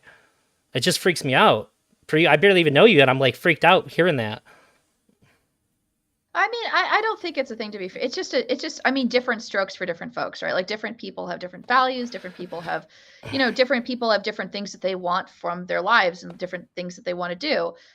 Like just for me, I feel like we have this responsibility. We were given a great gift by being here, and we owe it to. I owe it to my parents to pay them back as best I can. And the way I can do that is to try to finish school, right? Work hard and find someone, and when I say within reason, what I mean is there are some standards that my parents have or some preferences they have that I don't accept. So I don't accept, for instance, like bringing somebody home who is like Catholic. I might marry somebody who is, but that's not a standard that I have for myself. I don't value that. Um, dating some Nobody has ever stated this directly, but dating somebody of a different race, I know that that is something that has caused some minor amounts of consternation. That's not something I care about. My first boyfriend was black. I don't care. It doesn't matter to me. Though ridiculous things like that, I don't care about. Okay, Sure. but some things, right, that are my family's values are things that I value, and things like having a good job, being kind, working hard, the sort of somebody who's respectful, somebody who can, be a good person, at Thanksgiving, somebody who I think would be somebody like this is sort of that's not a ridiculous standard. And I No, have dated, I don't think yeah, so. Because like I yeah, can say like there's times where I'm a pretty hard to deal with partner, but I'm super good with like if I feel like if you can't behave at like Thanksgiving dinner, like you just fucking suck. Because I'm very good with parents. I can be I can be a salesman partner for a night. Jesus. mhm, Like yeah, I would say that that's a pretty good test. If somebody can't keep it together for one evening for your family, that's probably a pretty big red flag. yeah, Um, and somebody said it too, like if uh it's kind of like what I said about if my family they would be disrespecting me. If I brought a partner to my family's house and they were shitty to my family, like you're not disrespecting them as much. They don't even know you, but you're yeah, disrespecting me. Um, yeah, and I think that I think after you're established in a relationship, the things that are most important to have developed are like loyalty and respect for each other. Um, like the things that I get most upset about being a married person is like if I feel like my wife isn't because I'm very respectful to my wife. I don't ever say anything bad to her about anybody, and I have a problem with her. I bring it to her, not to other people. So like if she's being what I would say is like disrespectful to me, it's like you're disrespecting me, and I would say my bar is pretty low, baseline. For respect, but these are things that I think we should be entitled to in long-term relationships. And when I say things like loyalty, like it might sound weird because I'm polyamorous, but like means like you should have somebody that has your back consistently. mhm, If they have like an issue with something you're saying you're doing, it should probably be the thing that's in private and not shared with other people. These kinds of things. Um, yeah, I'd say I think these are very good things to be entitled to because I think the entitlements that we have when we're selecting our partners and especially going into long term should be things that are mostly more about ourselves, the things that we know that we need, rather than things that we want. I think mhm, that's probably the best way to encompass my views about like what you should be entitled to. Things that mhm, like without them, like you're not going to be able to maintain being good in a relationship with somebody. yeah. Something I was thinking about earlier today too, like one of the things that sexuality like does to people is it drags you out of your parents' basement, right? It gives you, well, seriously, right? I mean, like Sure. people say, well, you shouldn't improve on yourself just for your boyfriend or just for your girlfriend, right? You should do it for you. Well, the reality is for a lot of people, the reason like why they hop on the treadmill every day and why they try to do better at work and why they write that poem or that novel or why they spend an internship in France for one summer is because they're trying to impress a girl back home. That's why, okay? It's Yeah. not because they're doing it for themselves. It's not because they've reached some level of Buddha enlightenment. It's straight up because they want to get laid. And a lot of the things that people do to positively improve themselves, it's because they want to get laid. It's a positive thing about like being, of having a sexual drive in the first place is that it gives you a reason motivated in self-interest to give a shit about what people outside of your doorstep care about and think about and feel. That's Um, true. yeah. and I guess that's kind of like why I usually think of it's I don't know, it's just me personally. Again, different people have different values, different people have different lives, right? Like I mentioned, like different Sure. family structures, right? But generally speaking, like at least for me, right, I usually think about like dating somebody or marrying somebody or like having kids like more of like as a community decision, right? As a decision that impacts you, it impacts your family, it impacts your friends. And when you choose to do this with another person, you're bringing this person in so that you can create your own little community within this community. Um, which is sort of how, and I guess I've always thought about that as in that terms too, because I've always just assumed that my parents, my kids' grandparents would always be involved in our life, right? That my sisters, the aunts, right, the uncles will come by, and so I want there to be good harmony and good feelings like throughout the family because those are the people I'm going to be relying upon for childcare, for babysitting, for advice, for help if an argument breaks out, et cetera, et cetera. Yeah, that makes sense. Like I said, I might just be blind to a lot of that stuff because I just haven't had any kinds of conflicts at all within my family for that kind of thing. Yeah, I've never dated somebody who was in conflict with anybody in my family ever. So I guess if you've experienced that, it makes a bit more sense why that would be a concern. Um, yeah. So somebody pointed out like you seem like you're really she's really focused that wanting something for yourself is like a bad reason. Do you think that that's accurate? No, I like I said, this is my preference, okay? This isn't like doesn't have to be your preference, right? Like if you just want something for yourself and Well, I think I'm they mean when they say yourself, they mean you. they mean me. Oh, so I'm not Yeah. on a Do you think prescription upon. so? Yeah, like they think that you feel like I'm gonna interpret what they're saying is that for you, if you picked somebody to date just for yourself, regardless of what your family thought, this would be like a poor choice. Like you'd be being selfish by doing that. Um, it would depend on what. So my blunt answer would be yes. If I just chose to date somebody who I knew would be bad for our family, who would cause trouble, and it wouldn't be for a justifiable reason, right? So like the examples I gave before earlier, so classist reasons, right, or Mm. racist reasons. Like if it wasn't for that reason, right? Like it was, those are bad reasons, right? Those are reasons I don't care about. But if if I were just to choose someone who my parents didn't like, and if I thought the reason was justifiable, and then I probably wouldn't want to date that person. It would feel like a selfish decision, and I would feel badly about it. Okay. I guess not trying to convince you, but I think that you would be good to pick somebody that's just for you. Uh, because like at the end of the day, your family's not the one that like you're gonna be sleeping next to. They're not gonna be the ones, dealing with your day to day. They're gonna be there when you go back home and visit with them. And if they don't like your partner, if they value having a relationship with you, they're gonna learn how to suck it up and be amenable. But you can't. Yeah, I guess I. How much is worth sacrificing for that? Like, yeah, geez. Uh, like just know that like your mom and dad are happy with who you picked. Like, is it worth like scratching off like three or four things on your criteria list for? Or I don't know. I guess I don't really even know how to approach making that assessment.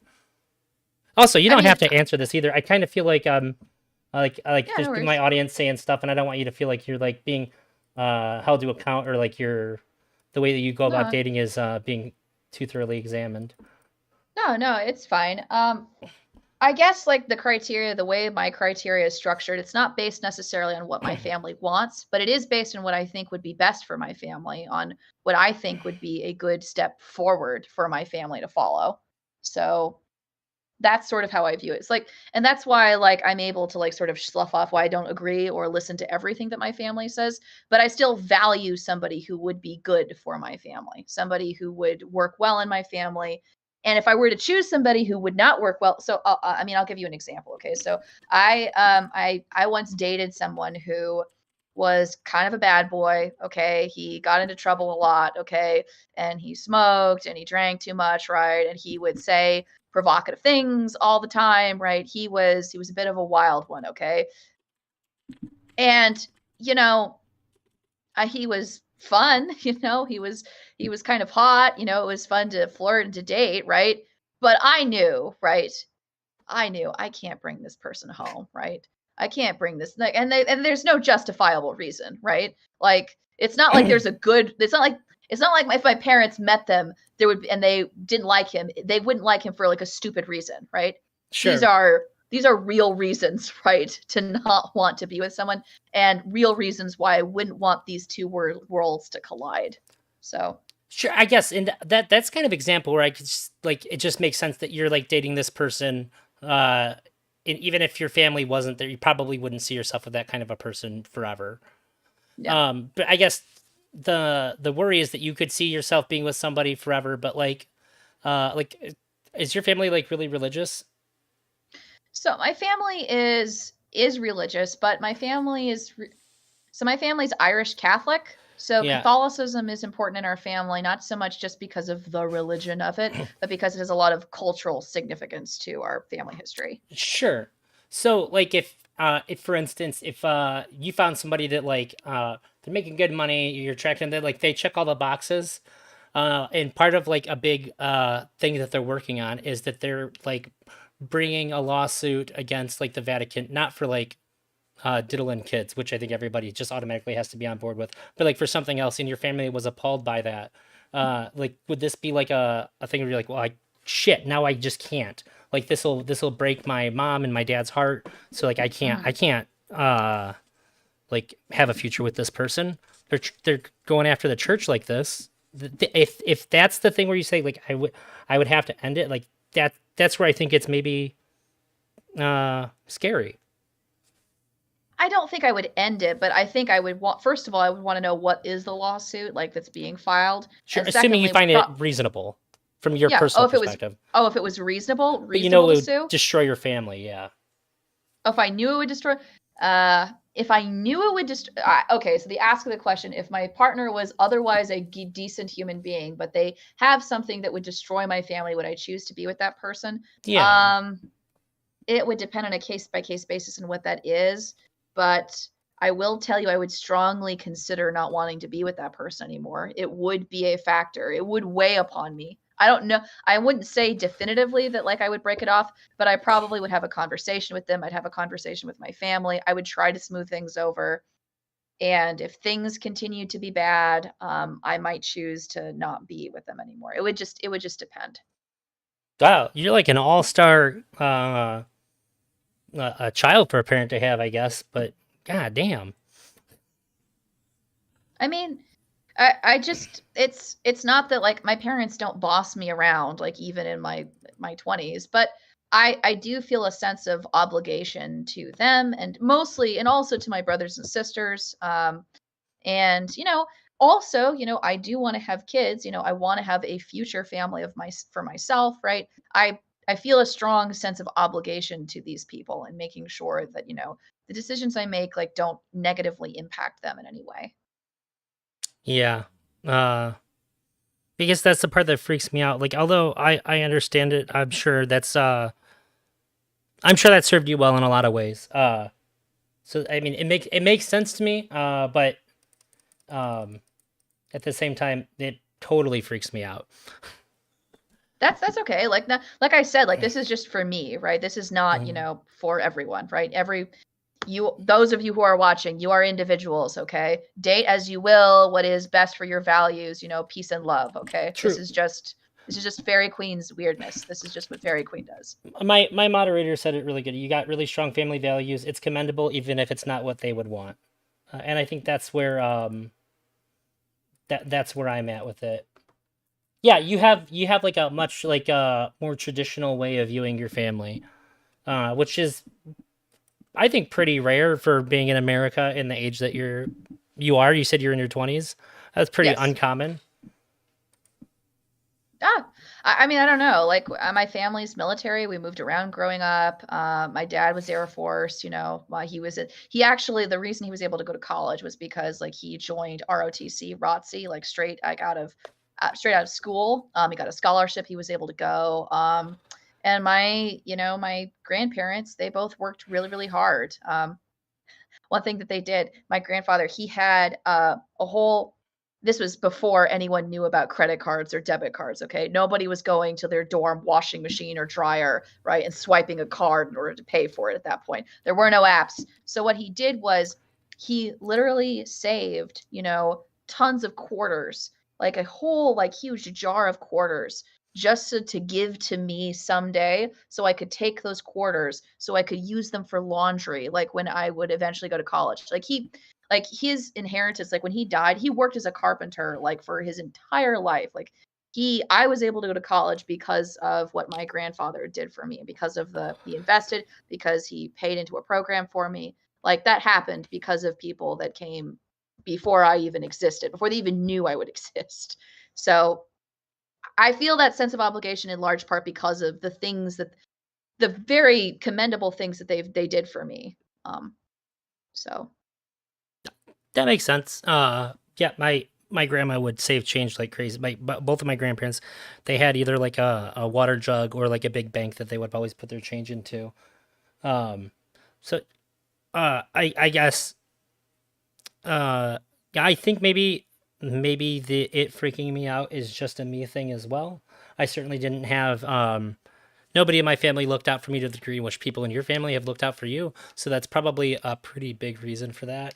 Um, but I guess they're not the ones that are in front of me, and so it's very hard for me to empathize with their wants and desires when you're talking about your dating preferences, and it's very easy for me to identify with you talking about yours and how that's going to impact you.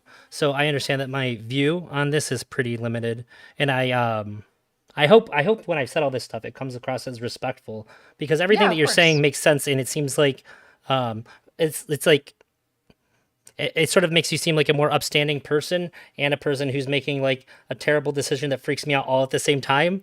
Um, so I think it's respectable either way, even though uh, I might get worrying thoughts about it. Um, that's I think all the things that you said on the panel make a lot more sense to me through that lens. Although I think that your perspective about your family and why you would choose your partners is probably pretty different than maybe everybody that I've talked to before, and that's why I'm so surprised Really? by the things that you're saying. Yeah, Really? Nobody's ever said this before? That's interesting. yeah. I've never heard anybody lay out the criteria for the reasons that you've given, which I think it's pretty easy to see like my surprise when you said some of these things. Yeah. Uh, I think most people, like even people that are like pretty good with their family, I've never seen uh, them act in a way that would lead me to believe that they have the same kind of priorities that you have. I don't know. Like I mean, like it's just different strokes for different folks, right? Like I said before, like different people have different relationships with their families, right? Different people have different backgrounds, right? Different priorities, right? You know, um, so it's literally just me. And I also think that I also think that for some people like polyamory, I think that's probably a good thing. I think some people probably do fit better into polyamorous relationships. And it's just maybe they're a more natural fit, it's just different strokes for different folks, right? Different relationship styles work for different people. This works for me, what works for you, c'est la vie, right? Sure. Yeah, I would say Yeah. that it's uh, y- uh I guess well, I don't know. It's very conflicting for me because I feel like some people like end up getting married to somebody of the opposite sex even when they're gay for like the same kinds of reasons. I feel like that's the Hmm. only kind of context that I've heard this sort of like family devotion, especially if it's like somebody from a different culture.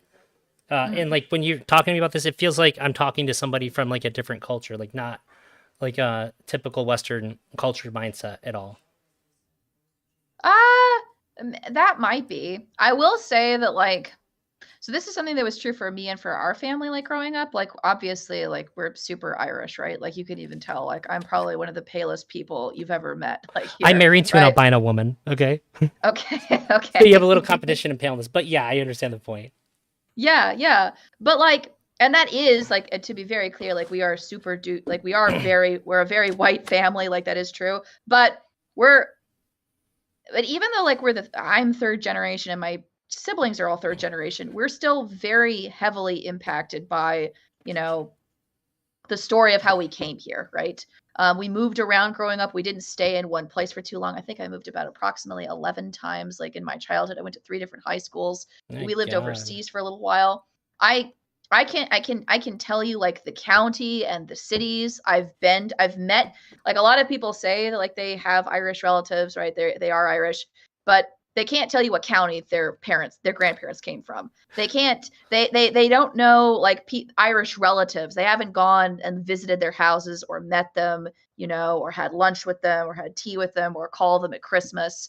A lot of our so even though like we are even though we are very a white family, even though we are white, like the way that like we talk about ourselves, the way that we think about ourselves, the way we actually live is similar to other immigrant families as well. And that's actually like why we've historically get along pretty well like with people from like immigrant families. So yeah, people of Indian descent, like those are people who we usually get along pretty well with as a family, because even though like it's an entirely different culture, an entirely different religion, you know, different history, etc., right? The mindset that is there like is one that we share. So our values often like get along pretty well, if that makes Sort of sense. I don't like know. displaced culture Yeah. being in America. Yeah, I think it'd be really Yeah. easy to. It doesn't matter what culture you're coming from. Just the you can relate to the contrast. Yeah. Yeah. Okay. Um, it seems like people in my chat that have experience with people from other cultures picked up on that a lot quicker than I did. Yeah, I mean, it is actually it's an interesting thing, right? Because I've actually thought about this like a while. Like many of like the criteria that I just personally have are are a bucket list of criterias that tend to apply to people from different cultures. So I usually like to date people, typically speaking, who are like first or second generation, like maybe third generation, but I like people who are within like 3 generations of being an immigrant, because typically speaking, like in my experience, at least, people who have that background um, tend to work harder. They tend to value work harder. They tend to value they're hungry for success. They have like a vision, a goal for themselves. I like typically I usually look for people who come from a similar background as myself. So somebody who comes from a conservative religious household, because that's what I have. Um, People who have moved a lot, people who like to travel, people who have been to multiple different places. And like when you look at like these like 3 criteria, this typically applies often to people from different cultures. So it applies to people who, you know, who are usually immigrants, like, and that's so that explains like some of like why my criteria is the way it is. It's because I'm trying to look for somebody who's like roughly from a similar background. But like usually when people say that, they mean, you know, you want somebody who's Irish, you want somebody who's Catholic. And that's not what I mean. What I mean is somebody who has like the broad pastiche of experiences, roughly speaking, that I have had in my life. That's what I'm typically looking for. I think If you that could just makes boil it down to having the same values, which was Yeah. I think that was that the number one on your criteria list? It should be. Okay. Let's see. Yeah, no, let's see. Yep, somebody has the same values. Safety, I think, was the first one that I Safety. put. Okay. Yeah, They could almost that merge should. into having the same values. Yeah, Okay, I think that the things that you and I would differ on aren't so much disagreements as they are just like unmenable uh differences in preference then. yeah, Okay. and I And think that's I was pretty curious how much we actually agreed or disagreed because we really didn't get to have a conversation. We really only got to fight with each other on the panel, which does reinforce my idea that I really like having one-on-one conversations with people. And panels yeah. are generally a shit show. This is very true. That's why they're fun to watch, though. Okay. It's true. And also, I know you didn't find out to the end. I was so tired during that. I even tweeted out beforehand that I was grumpy ass and that I said whatever I say tonight, I don't mean it. No, no worries. It's all good. Listen, Elder Drazi, I've loved being on your show. Thank you so much for having me on. I've really appreciated our conversation. Was there anything else that you wanted to ask me, or any final thoughts, maybe? No, but I'll reiterate that you're welcome to be guest host on my future show. I'm having a relationship advice show. I just Yeah. confirmed my first guest host. It's gonna be Brittany Simon. That was Oh, really cool. she's like my ideal first guest host because I'm somebody who talks a lot about this stuff. It shows that I'm taking it serious. I just want people that have obviously not views that I would find terrible, that have different views than I do about relationships, to give a broader kinds of advice to people that do call in. So if that's Yeah. something that you're interested in, all the more so after having this conversation with you, the invitation stays open. I would love to. Yeah, just DM me, let me know what time, and I'd love to be there. Thank you again very much for inviting me and for having me on. I genuinely have really liked talking to you tonight. I thought it was a really good conversation. Thank you. I had no idea how this was going to go at all. And yeah, this was a much better conversation than I could have hoped for. And it was nice to get to know you a little bit better too. I think I had no real idea about who you were, and I have a pretty good picture of that now. Yeah, thank you. All right, guys, thank you so much for listening to me blabber on about for ages and ages. I hope you have a lovely day. I hope you have a wonderful Sunday night. It is the end of March. Please, if you are religious, Easter is coming up, okay? Yes, it is the Catholic Christian perspective. Not going to be ashamed of that. I'm an atheist personally, but you should still celebrate Easter. All right. Thank you, Elder Drazi. I appreciate you. Have a wonderful day. Thank you so much. Thanks. Same to you. Good night. Absolutely. Thank you. Bye. For Easter, I'm going to do my very best to go to the horror museum by me is having a special for it, and I want to live stream it. That'd be a really cool one to do. So I was going to do the second part of the Orbiter War video tonight. However, I think I'm going to push that till tomorrow because somebody put this on Twitter and it caught my eye. I'll pull it up. But then I want to talk about the conversation I just had for a minute. Let's see. Get rid of that. Window capture. So this, oops, that's my chat. So somebody made a video about Vito. And they said that like he's a pedo sympathizer, or the video itself is called Vito's an alleged pedophile or alleged pedo. And I think Vito seems like a pretty solid dude from everything I've seen of him. So I wanted to check it out because if he's not based on this video, then I want to call it out because that's stupid. People shouldn't be pedo jacketing people on Twitter. And oh my god, I had another window pop up over it and made my mouse lose it.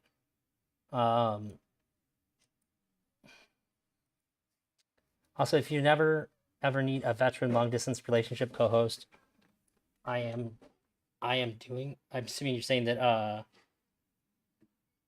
that you're down. He is solid as far as that's funny.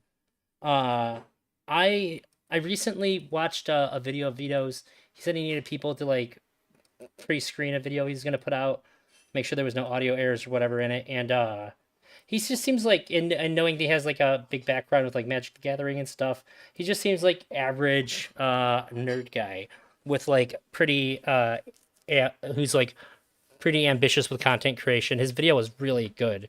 All the editing, everything was really good. It was funny and all that. And everything I've seen of him, like through Mr. Girl's content, he seemed like a positive guy. And if somebody's making a whole ass video on him, calling him a pedo, I wanted to check it out and dispel that because I know that I'm pretty well equipped to make those kinds of arguments. However, if for some reason this video is not what I expect it to be, and it does seem to confirm that he's doing a bunch of bad stuff. But I also want to be able to call it out because I think I also am pretty well equipped to do that too. So I'm gonna do this and then probably call it for tonight. I got to go over my schedule. I got to plan out when the first episode of the call and dating show is gonna happen because I need to be able to put it out there in advance, give people an opportunity to like more or less like sign up to call in and all that. But um, tomorrow I will for sure be doing the other half of like the Destiny Orbiter War, which is like one of the last times him and Mr. Grill talked. Um, I still think I have like 2 hours. That says probably like at least 3.5 hours of streaming. So when I looked at this, I have no idea who this person is. Otter Pangea. Uh, they have sub 400 subscribers. So I would assume that Vito must have really pissed them off for them to make a whole ass video about him. So I was just gonna get right into it, I guess. like joke the other day, which I was just like, what the fuck? Like and that was the first time that I kind of was like, who is this guy and why is Oh, he making wait, sorry. I lost my train of thought. I want to say that Vito does need shit. Does nerd shit. You have pedo dar. I don't know what that means. Oh, I have pedo radar.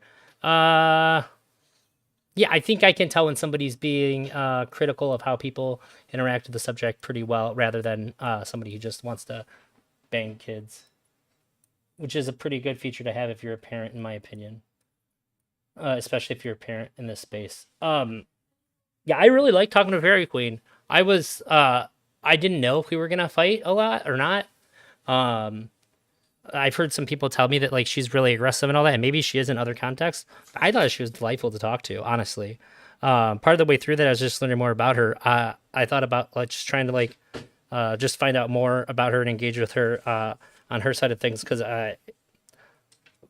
for a well articulated person who puts in as much research as I know she does for a lot of subjects, she has like she's a pretty interesting person all on her own. It was cool to get to know her a bit better. And it's cool to see that people in chat were pretty nice and supportive of her as well. That it wasn't just like a me thing. Oh yeah, and maybe go to her channel and give her like her YouTube channel a sub. Jesus, can't talk. still Like, don't even know. Vito jokes. Like I don't You still don't even people in the chat are like, who's this guy? Um, but yeah, the other day there was a topic I'm gonna completely turn off my camera for like 5 minutes to eat. I didn't want to eat while I was talking to her. unrelated, and Vito made a weird joke because somebody made this kind of like response saying, "Is this you?"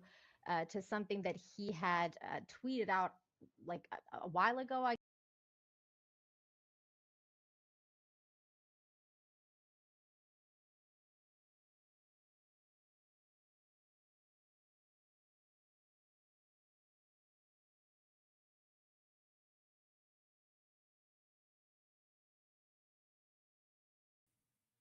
Uh, so it looks like. So do you think a 19-year-old being attracted to 14-year-olds is really probably bad or something? Something meaning bad here. When is it okay? Is it okay for a 15-year-old, 16-year-old? Where's your line? Uh, they're like screenshotted him or they quote tweeted him. Looks like they just screenshotted it. It's not my 12-year-old girlfriend hacked my account and posted that. That's funny. That's obviously a joke. If you think that's not a joke, but I don't believe you. Everybody knows that's a joke. And if you want to use that to try to pedal jacket him, uh, your objective is to just make enemies with people and try to hurt people. Clearly, you can not like the joke, but that can't be the argument. I think the argument can't be that obviously he's just a pedo, because that's not how they behave. guess Real pedophiles don't say stuff so that you know that they are like this. That would be insane. They're usually trying to hide it from everyone. Like, let's just be real. about a 19-year-old being attracted to a 14-year-old, and he said, "Nah, my 12-year-old girlfriend hacked my account and posted that." And I was just like, "What? Like that's such a weird comment to make in the middle of all this. It's kind of like a red flag for me when people say stuff like this." Oh, come on. That was not no worse than anything you hear on television. Dude, you could have, this is what I said about that joke that you had, that you joked That was a about. really good joke. That was really smart. Hey, how's it going, Wick? Happy to have you in here. You just missed FairyQueen. She just left. 1 minute. Smart, I think. Now we're going over this video somebody made to try to pedo jacket Vito. I'm assuming they're pedo jacketing, but not exposing him. Dude, this one was a terrible fucking joke because That's a really good joke. no, because you could have That said was my pretty good. 12-year-old cousin. You could have said my 12-year-old No, my brother. You could have said my 12-year-old sister. You could have said anything. But This woman doesn't understand how jokes work. It's not funny if your 12-year-old sister posted this.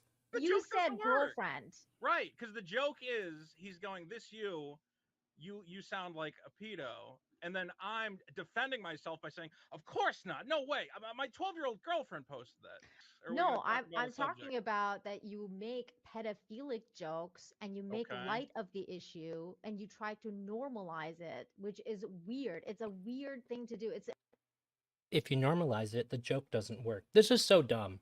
a weird thing to want to be known for. You have to know that there's a lot of people out there that aren't going to find that joke funny. The look on his face really says it all. And also, the people that don't find it funny is what makes it funny. I don't think that joke is any edgier than anything I see on network television. Again, I watch Family Guy. There's a major character who's a creepy old man who keeps trying to have sex with Chris. Like, Hey, Then hang go, on, Vito, then hang go on. be a find writer that- for that Family edgy. Guy. oh, I mean, if they'll have me. Are you saying Family Guy is edgy? I think Family Guy is pretty tame. True. I just wouldn't compare yourself to like a funny show like Family Guy. I think part of the issue. So, Vito can normalize it by making a joke, but Family Guy, no. A show that's watched by millions of people, that's not going to be something that normalizes it. With that is that family I think it speaks volumes that the person who made this video is choosing this clip. I think it's going to be informative of how the rest of this is going to be. Pretty dumb. Guy is a cartoon that's on TV. You know, your Twitter account Cartoons is get away with a lot. basically cartoons can get away with a lot. You are a person on Twitter, and people are probably going to not interpret that as you trying to make a joke. Exactly. I didn't know who you were. I had no idea who you were. I just see this weird tweet. Nobody would ever think that's serious. They don't think it's serious. They're not even claiming that it is. He could easily play Peter Griffin. Totally fair to compare him to Family Guy. I could see it. I don't understand. Like, I don't know if any of these people actually think it's really scoring them any points. To do this, like, this only makes me lose respect for people because they're using their platform to be dishonest. Can't just say like, yeah, I know it's a joke, but I don't like jokes like that. Just say I don't like jokes like that. Where you can't put any, you can't put any tone, you can't put any like kind of thing on it, and then you come across as that, and then later, a few days later, you start that whole thread about being a pedo sympathizer, and I was like, of course. Oh, personally, what I found offensive wasn't even the joke. It was Vito spamming in chat how pedophiles are human. How could somebody be human when they have no humanity? which And chat why did should I I- empathize with them? Which chat did I spam that in? This is wild. You were talking about how we should sympathize with them Not in this chat. I don't chat, think. and you were calling them humans and how they have capacity to have empathy. You were strongly insinuating that they were humans, and I just disagree. I think the point of humanity, I think in order to be a human,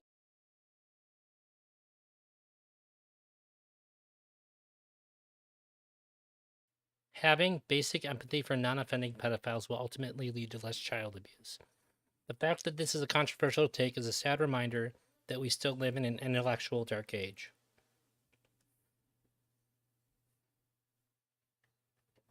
And then they're just confirming that what non-offending is. Everybody knows what that means. This is the correct take. All professionals say the same thing. And it's exactly, he's just correct here. human, you need to have humanity. Okay, so you're coming at this from the perspective that pedophiles are not human, correct? Yes. Okay. Yes. Who on the What panel are they? is I saying wonder this? what they Can I are get then. can I get a show of What do you mean hands? by not human? They don't have humanity. Well, I want to know, Empathy are they is a I would say requirement. they lack humanity. Yeah, for sure. do I you would think say they're there's a lack of humanity, but obviously they're Yeah. Homo sapiens. I want to Right. know if you think that they deserve basic human rights. Let's say the right against unnecessary torture, against it's just any basic Why would they be liberty. tortured? Offending or non-offending? Let's go with non-offending. Well, that's another question I had. Can we recognize the difference between non-offending and offending? And I Not hope if they everybody. don't tell us. I don't think the point of this is to have people come out loud and proud and put, map in their profile and I'm a kid toucher or whatever else. I think this is more about communicating to those people. Listen, we as society have looked into this subject. We've done research and we understand that you have a medical condition. We understand that you didn't wake up in the morning and say, I want to be a criminal and I want to hurt people. Something happened. Maybe you were dropped on your head. Maybe you were abused as a child. But something has happened that, frankly, I hate to If you only believe in human rights for people that you agree with or are comfortable with, you don't believe in human rights. True! say, it is probably not your fault. I'm not getting into that part, Queen Bee.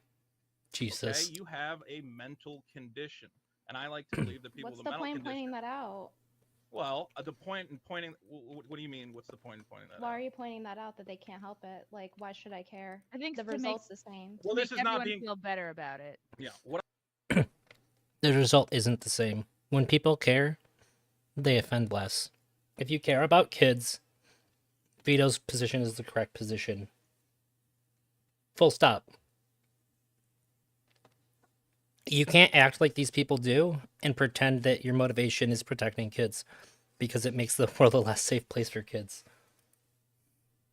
What I was trying to say is we're trying to communicate to these people that, listen, you have a condition. Society understands that you have a condition, and we want you to know that there is help out there that you can get. Now, I know some of you are saying, well, they already know that, and there's already therapists out there for them. I make the argument that if somebody came to me, let's say a friend, a family member, who knows, someone, and they confide to me, they go, listen, I've been suffering with this mental ailment, and for some reason I feel this inexplicable urge towards children.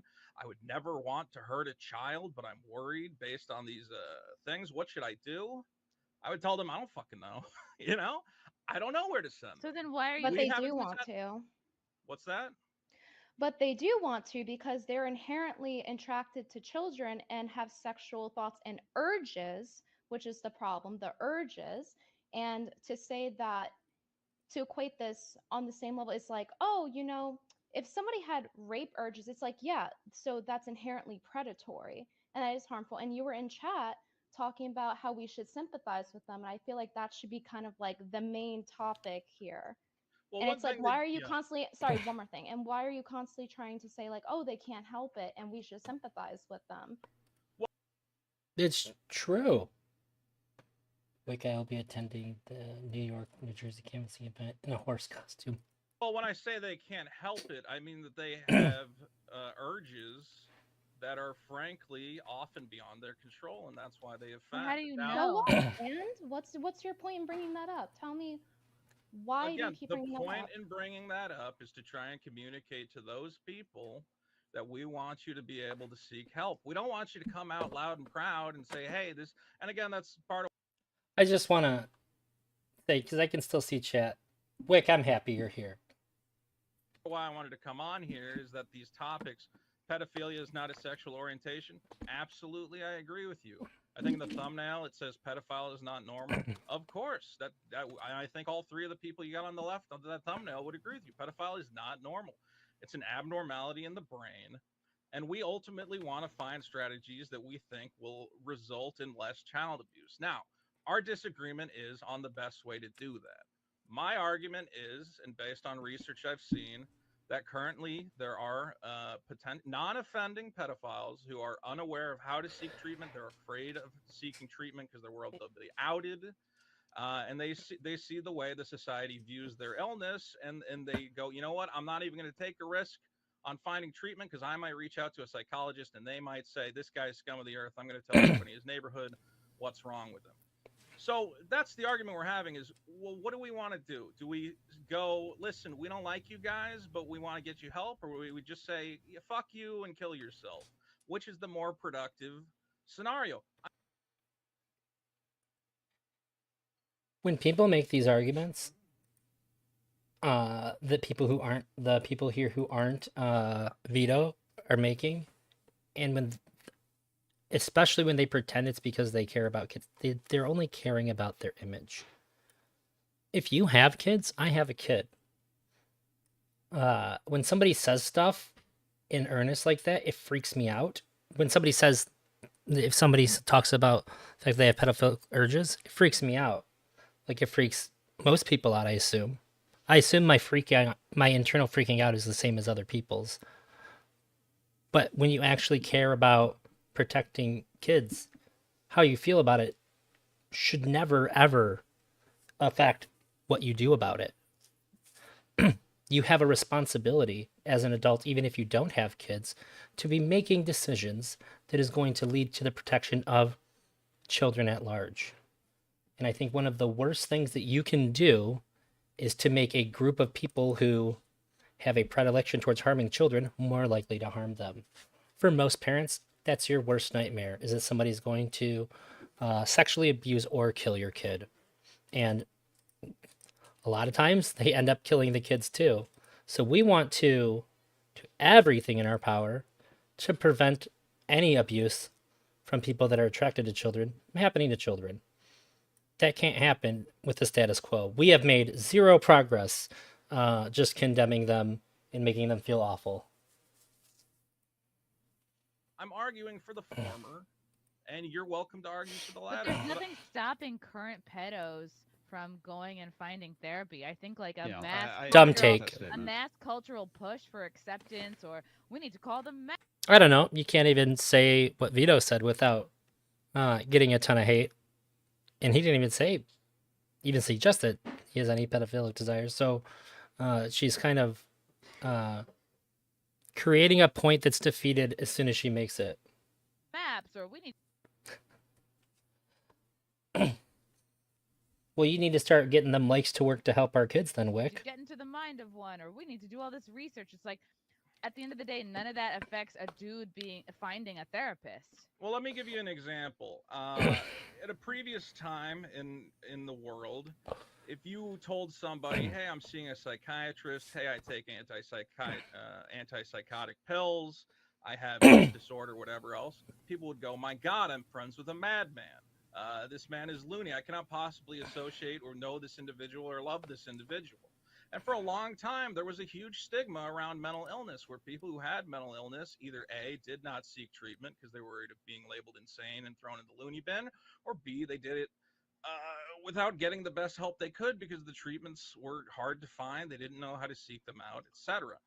This is actually a really, really good point. I worked for a guy who, my uneducated opinion, but having known a ton of people with bipolar, and I have bipolar 2, type 2, which is a little bit different, who is the most apparently, could be wrong, but apparently bipolar person I've ever met, refuses to go see a psychiatrist because his family immigrated when he was like 5 to America, and that is, you just don't go see a therapist. His family like absolutely not no, and he's definitely miserable for it. I watched whatever is wrong with him ruin his life, and I've always tried to get him to seek treatment. He just feels like he can't. I know, and I've known him for a long enough time to know it's just not an option in his family, and as a result, it didn't get any better, and it ruined his marriage and it ruined his business. This is it's very easy to see why some people don't get treatment. So when we talk about, they're all full of shit, and they know it. They know they're full of shit when they say this. Everybody knows that people are afraid to go mental health treatment. Not normal. I don't like the word normalize because that doesn't really mean anything, but just accept that this mental illness exists and there are better strategies towards addressing it than just the current you guys are scum and fuck you. I don't think we're getting the results we want. I'm happy to hear what your guys' solutions are, and I assume it's to line them up against the wall and shoot them in the head. But I think that's not going to get the results you want either. I think you're essentially equating other mental illnesses like depression and anxiety to people who are inherently predatory and have the urge to harm children. And I don't think that's right to put it on the same playing field. It it is right to put it on the same playing field. It just that the outcomes are different. But the solution has to be seen as the same thing.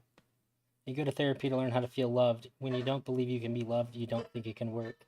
Yeah, and when you feel hopeless and you have thoughts of doing something that will make yours and other people's lives worse, it gets a lot harder to argue yourself out of doing that. Because if everything's already bad, why not just do what you feel like doing anyways? I think most people have been in a situation where they've made bad decisions because they felt like nobody cares about them. We don't ever want that to be somebody's resolution who has these feelings, ever. Ever. Of, oh, well, this was stigmatized. So just like that, we have to destigmatize pedophilia. Because by sympathizing with them, like how you're doing, which you said in chat that you sympathize with them, that they deserve empathy, you are normalizing it. And what does that do? That incentivizes it. And when you normalize it, they're going to come out of the woodwork. And you know what's going to happen? They're not going to get lined up against the wall and shop, be like, oh, we found them, guys. No, what's going to happen is people are going to start feeling bad for them and then not doing that. So that is the problem with. The problem is that people aren't going to line them up and shoot them in the head. Yeah, I've heard her name in passing. Is Brittany Venti always like a really vitriolic and like is she always like this with other stuff too? Like not really thinking things through and just saying the popular shitty thing? Also, I've talked to therapists that have worked with pedophiles, and you want to talk about people that have sympathy. Um, I've some of these people that I've talked to are really sympathetic people, and I've heard them tell me like generalized stories about people with certain illnesses. I've never seen such like sympathetic heartbreak as I have when I've seen the people talk about the patients that I've worked with that are pedophiles. They feel terrible for them. And it's they don't even have to say it. They do say it, but they don't have to say it. You could see it on their face when they talk about it. It's crazy. It incentivizes it. Nobody's going to become a pedophile just so they can feel loved by Vito. That is a funny thought. It's a particularly funny thought to think that she feels emboldened enough to suggest that. Sympathizing with them. You are encouraging that behavior, And it will and you are happen more therefore often. enabling more children to get hurt. I understand the position you guys take on it, where you think that any sort And of also, you didn't directly answer my last question, and I Well, wanted to okay, answer. give it to me again. The What was question the is, why question? do you keep mentioning that they can't help it? And you say, oh, well, it's to help them get treatment. I don't see where it connects there at all. I mean, let's be clear. I don't think people Because people act like they can help it. choose to be Why? attracted to children. Why would you? It's insanity. This is something that enters their mind, and I would argue that most of these people would much prefer to have a normal human sexuality. That is the best argument too. Nobody would ever choose it. You would just choose something different. That would be the worst. That would be like the worst attraction to get dealt. You'd rather be the woman that's in love with a roller coaster. I think she married the roller coaster. People want to be normal. People don't want to live with this incredible fear that they might hurt something. I disagree, Vito, that's where we have that disagreement, because I believe that the ones that are truly psychopaths, they're natural born psychopaths, or ones that have had brain injury, like that article was referring to, who basically no longer feel empathy the way normal people do. They do not have the capability to feel empathy or anything, in fact, for anybody, let alone like children. Like this is why they prey on them. And what you're saying, I'm having a hard time understanding that she feels is empathy. that you are projecting your own humanity onto them, and you can't. And that's the thing. You can't throw Natural born pedophiles. pearls and swines. It's just not gonna work, and that's where we have a different the difference in opinion. He looks so sad too. It's got to be really tough trying to have this conversation with a bunch of people who just want to use it as an opportunity to make you look bad. Because you really do think that they are capable of empathy and change and whatever else. I don't think they are. And also, Entirely. you didn't answer my question once again, and it's getting really frustrating. And to answer what you Okay, asked you're Why asking you about, why keep I it- bring it up because yeah, I and you think said, why am I so concerned about it? I'm concerned about it because I think you're bringing it up to push an agenda to make us feel bad for them. Because as we've said over and over in chat, that we should be empathetic towards them and sympathize with them. And I think that pedo sympathizers should serve the same fate that pedos should, because they are Okay. Which is what she I'll needs to get say what that straight is. to Get I'll hurt get and fucked straight in to the the heart of ass. it. I'll get straight to the heart of it. I bring it up. Excuse because me, I think what did she say? I'll And get enabling straight to children the to get I'll hurt get and fucked straight in to the the heart of ass. it. Oh, I'll get straight to the heart of it. I bring it up because I think this is a strategy to prevent child abuse. I think that this will ultimately lead to more This people is sad. entering treatment programs and result in less harm coming to children. Why do we need normalization? Like, why does As- everybody need to I pat think them on the back? I think I explained that there's Yeah, a he great did. social stigma that they feel that makes them think They that if should feel stigma. That's the thing, yes, Vito. yeah, they They should feel absolutely some should. yes. This stigma that you're trying to get rid of is abhorrent. They should feel stigmatized. They should feel For somebody who's so convinced that she's right, she's sure not letting him finish his sentence. different, because they are different, and they should live with that difference for the rest of their lives. There is no helping them.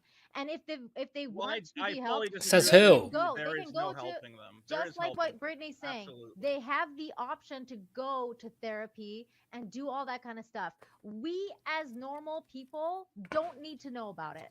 We don't care. My point is, like, what is keeping like pedos or maps from going to therapy right now? Because you could make a case though. There's I see stigma 4 still for reasons on going my to screen any right now. therapist for any reason. Well, like, well, too fucking bad. Got to deal with your shit, and don't leave it up to society to accept you and give you a big warm hug and say it's okay in order for you to get your act together.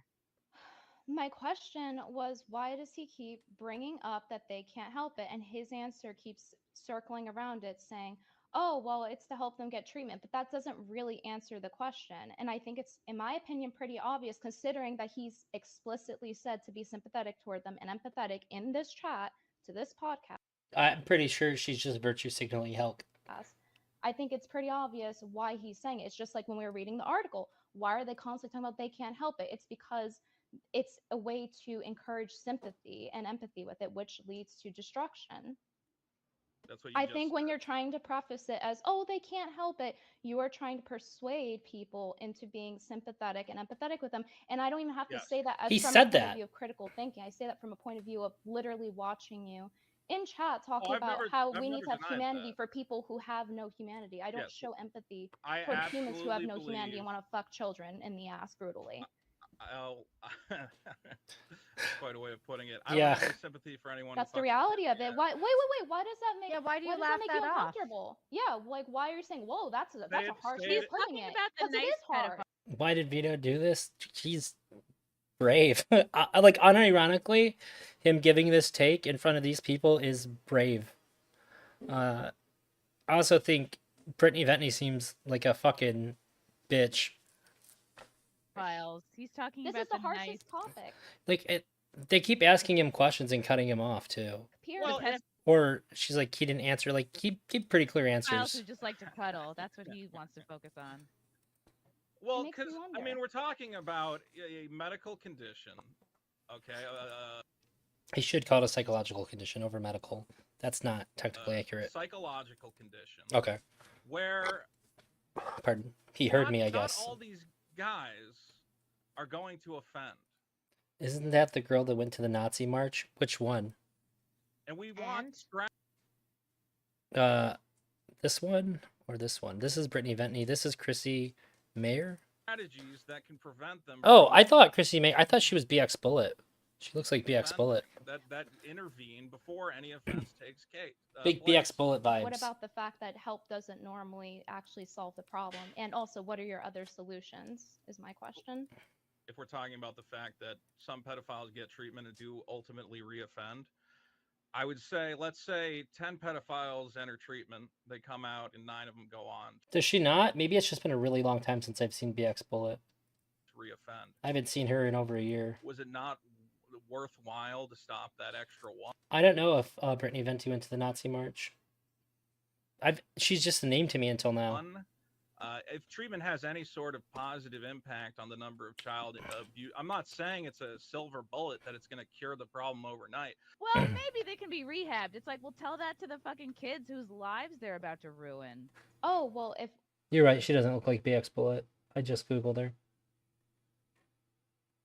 She looks like what memory I had left of her. Constructed, that's all. at least one of them turns out better, isn't that better than nothing? You know what I would Yeah. call a treatment that's only effective 9 out of 10 times? I would call that an ineffective treatment. It wouldn't be a treatment. A treatment that's only effective 9 out of 10 times? Is that what she just said? 9 out of 10 times. Isn't that better than nothing? You know what I would call a treatment that's only effective 9 out of 10 times? I would call that We would call that a fucking medical or like technical miracle. It's a very good an treatment. ineffective treatment. It wouldn't be a treatment.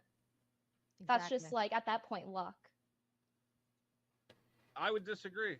Can you explain why you Maybe disagree she meant the that opposite. 9 out of 10 times is not Well, 'cause, ineffective? I mean, if I said tomorrow there could be 1,000 abused children or 900 abused children, would you go, let's just go with the 1,000 because it takes more work to get to the 900? I'd go, I would yeah, say okay. there's more effective solutions. Yeah, I'd say there's probably got to be something a little bit more effective than that.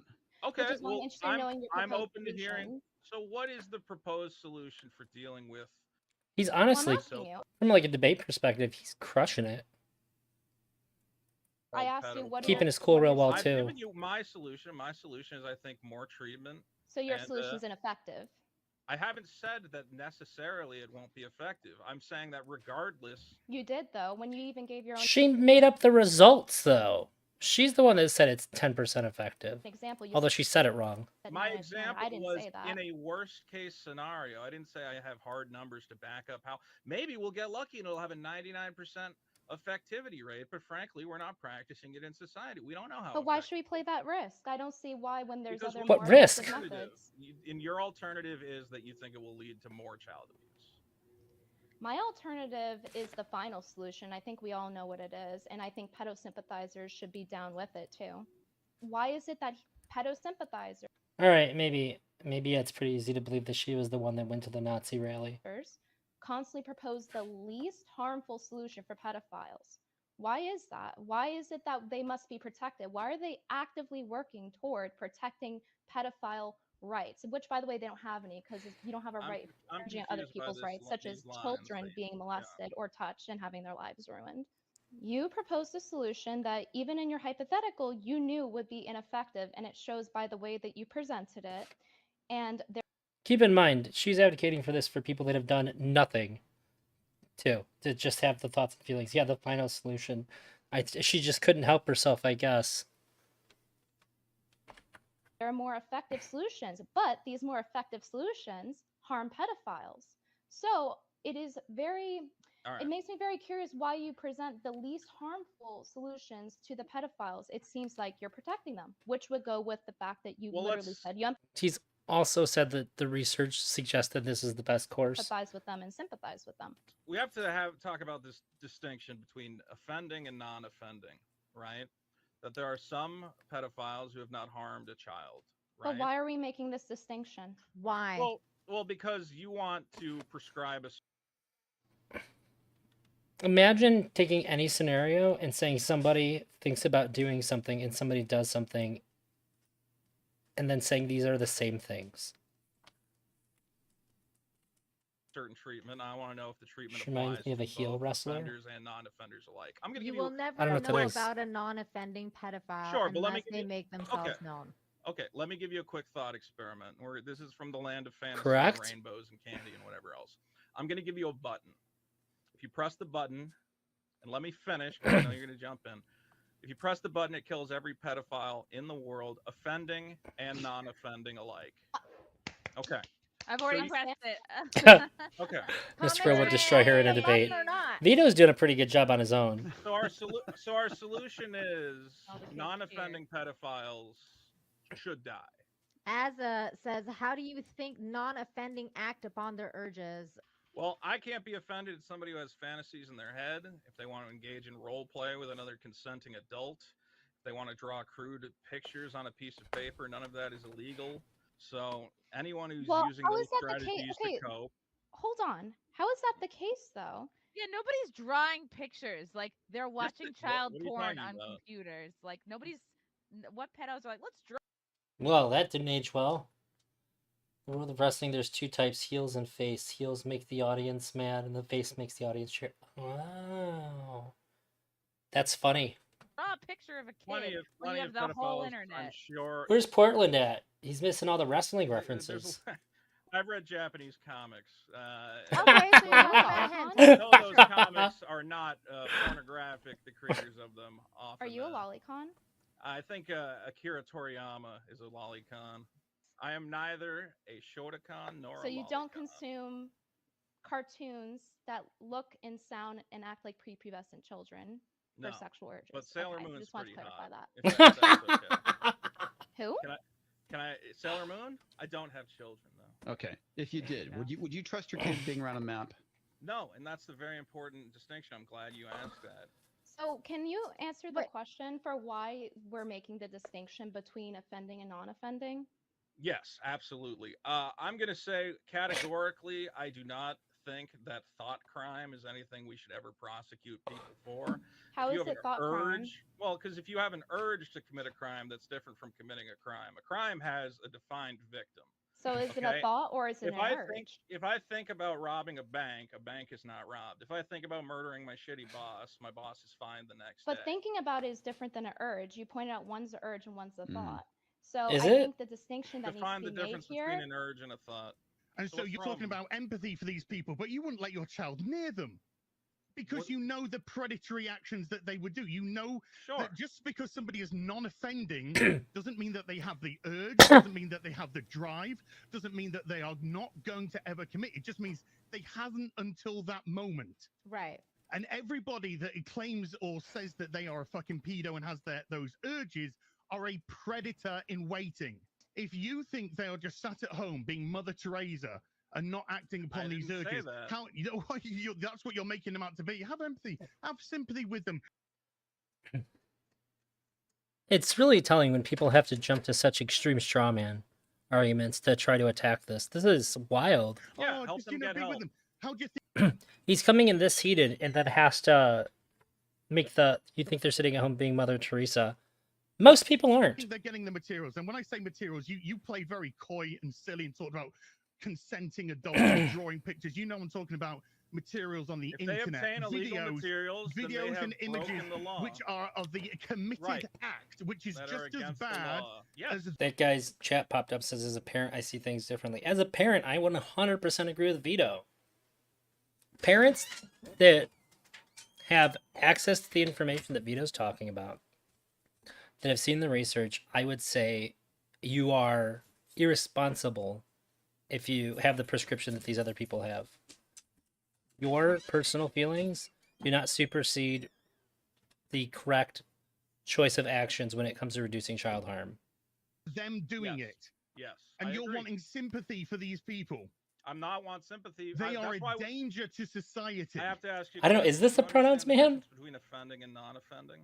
Yes. Oh my god. Okay, The so I difference never. is, the is question- how- Wait, is it the guy that got super pissed off about the Starlink asking for pronouns?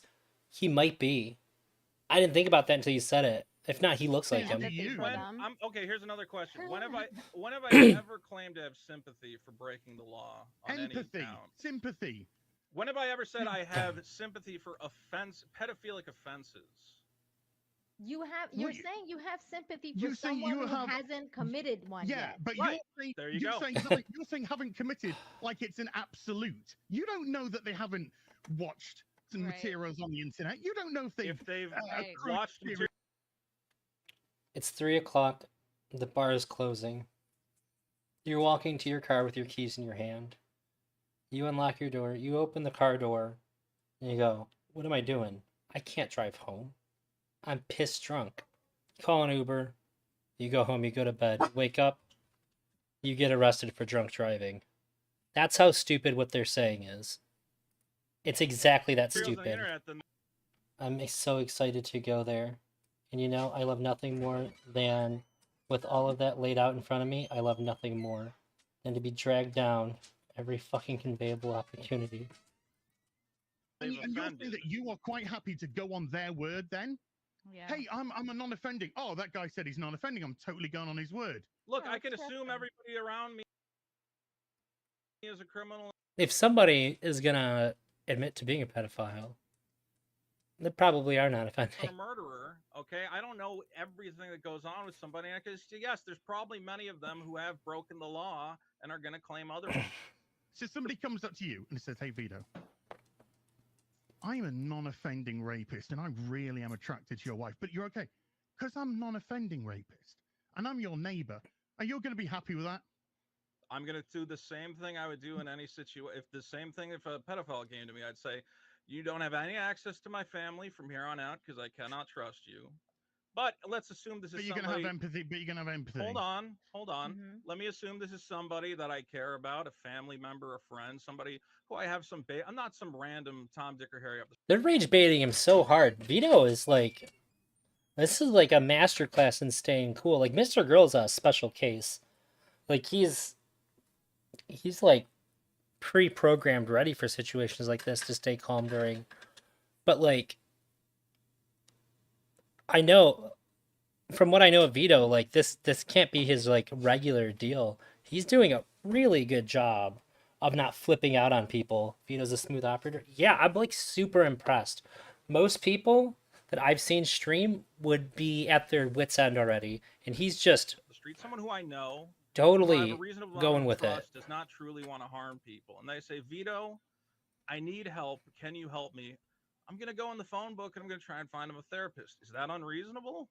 You were coming across as either Where would you stupid get a or phone book? naive beyond compare. Because I want to get help for somebody. No, because you are Listen. saying that. Oh, I'm quite happy because Joe lived next to me for 6 months. He And didn't Did I say I'm that. happy with I've the got a good situation? No, When no, did I you say I was you said I'm happy? okay. I'm okay. You know, if I got a reasonable idea, I think you said. I think the reasonable idea. That's lunacy. I'm going to ask you a question, same scenario. Let's say a family member comes to you and says, listen, a family member comes to you, as I don't know what happened. I don't know. I hit my head. I was abused as a child, something else. And I've been having these horrible thoughts about harming a child. And my God, I would never want to harm a child. The thought of it sickens me. What should I do? I would call the police. Oh, Okay. And that's our difference. I would call the police and say, my neighbor, my friend, my this has confessed to me that they have urges well, why do they have trouble going to seek help? It towards doesn't make any children, sense, you guys. What's Yeah, stopping that they them? have, terrible thoughts, whatever, towards children, and I am Yeah, well, concerned thank you. for the children in this neighborhood because my empathy and my sympathy is with them and Yeah. not the fucking prick that wants to touch them up. I believe that there are points in the process where you have people who are yet to offend, who honestly have basic empathy. People know about this. People don't know about this. I don't know how I was trying to say that. I knew a guy, and I don't know what the actual term is for it. I've heard it before. It was described to me as he has OCD, bad thoughts, and I've actually found out that one of my longtime friends has it too. They think about like killing people or like particularly like their friends and their family or like people close to them. One particular thing that the guy who I was friends with for a long time said that they had a dog and he would have like thoughts about like putting the dog like in the oven or the microwave. And he is legitimately one of the nicest people I've ever met. And those things freak him out really bad. But the guy that I first met, it's my girlfriend's stepdad. Again, insanely nice dude. They couldn't have knives or like anything that could be a weapon in the house because it would give him really bad stress and anxiety. He's never hurt anybody in his entire life. But when dinner's done, they take all the knives and they take them out of the house afterwards because it gives him comfort to know that there's nothing that he could do. Thankfully for my friend, I don't know if the girlfriend's stepdad like was on meds or anything, but my friend, he got on meds and that helped a lot. Like I guess he just doesn't have invasive thoughts like that. But I really don't see it as any different than that. Can you even get in legal trouble with admitting to being a non-offending pedophile?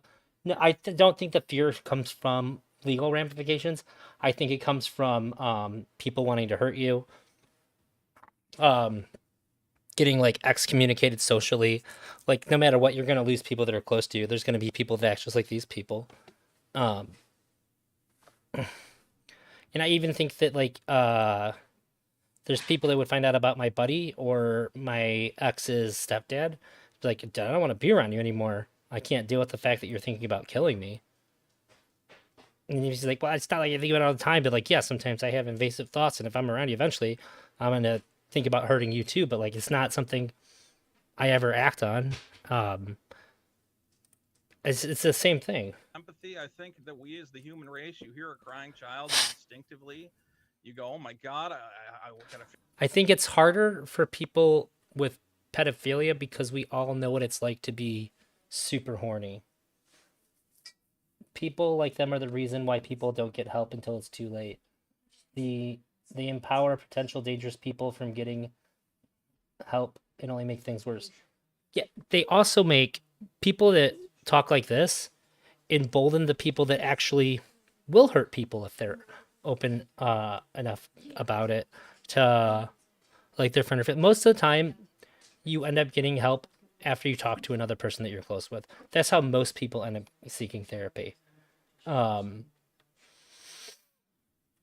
I think for a lot of people, they probably don't know if their friends and family are people that are going to be like this. Where like I'm just gonna want to hurt you and call the cops. Figure out what's happening. And even if the cops don't arrest you, which I'm sure they can't, now you have to tell everybody why the cops came to the house. Protect this child. Nonsense. Present in the human race, even among this sick population. To be clear, in that population, there are many monsters who are probably beyond saving or don't want to be saved and think everything about them is fine. But I have to believe, and it's just the way I live my life. I honestly could not live with the idea that there are people who are beyond saving. That depresses me beyond a shadow of a doubt. And you can say it's very naive to think that way, that it's foolish. But I honestly... was the same way. You know that this is actually really funny that Vito that you say this because many years ago before I started to read some of the books that I started to read, like have you read the book, for example, Without a Conscience by Robert Hare? I've heard it. I have not. I'll put it on my list. Without a Conscience. Yeah, Without a Conscience. Okay. Yeah, like books like that. Without a Conscience, Snakes in Suits. Yeah, I know Sociopath, The Sociopath Next they Door. say there's very little that can be done, if anything. So when I read those books, when I was in your like many years ago, when I started this journey of understanding psychology. Yeah, I would say to Vito, have you seen just Louis Theroux's A Place for Pedophiles? That is the documentary set in the prison in California, correct? Yes. I haven't seen it. Yes. So you would have been a while. So you would have seen that things like chemical castration clearly doesn't work. No, it doesn't. Absolutely does not. Neither does actual castration. Well, I would make the argument that everyone in that they're obviously offended. Offender already. I'm more talking about non-offenders, people who have yet to commit an actual sin against they a were child. all non-offenders at one point. Yes, sure, and true. if perhaps with intervention, they could have been found a way for them not to offend, and that's what I'm hoping for. Once they offend, it seems like they're down a road where, they think, well, I got away with it once. Brittany, Final Solution, Venti. Tragic. But I do think there are intervention strategies and coping strategies that psychiatrists are working on now to get to these people, hopefully when they're younger and have yet to commit an offense and intervene before something goes wrong. And my question is, I mean, what's the alternative? Stricter laws, harsher penalties? I mean, we have... Education. Sure, education is a very valid one. A lot of people, though, argue, well, no, I there's all people who do offend know that there is like maximum penalty for it. This is definitely not something that the law is equipped to deal with. I think that has to be inarguable. It's just, execute all of them. I mean, we've had public executions in this country for a millennium, and it hasn't ended our murder rate, really. I mean, it started to go down after we got tough on crime and put more people behind bars, but the executions were not seem to be what put a stop to that. So, again, look, this is just from the research I've read, okay, which could be faulty. Again, it's never been put into practice, but it's I believe that intervention strategies could be very useful.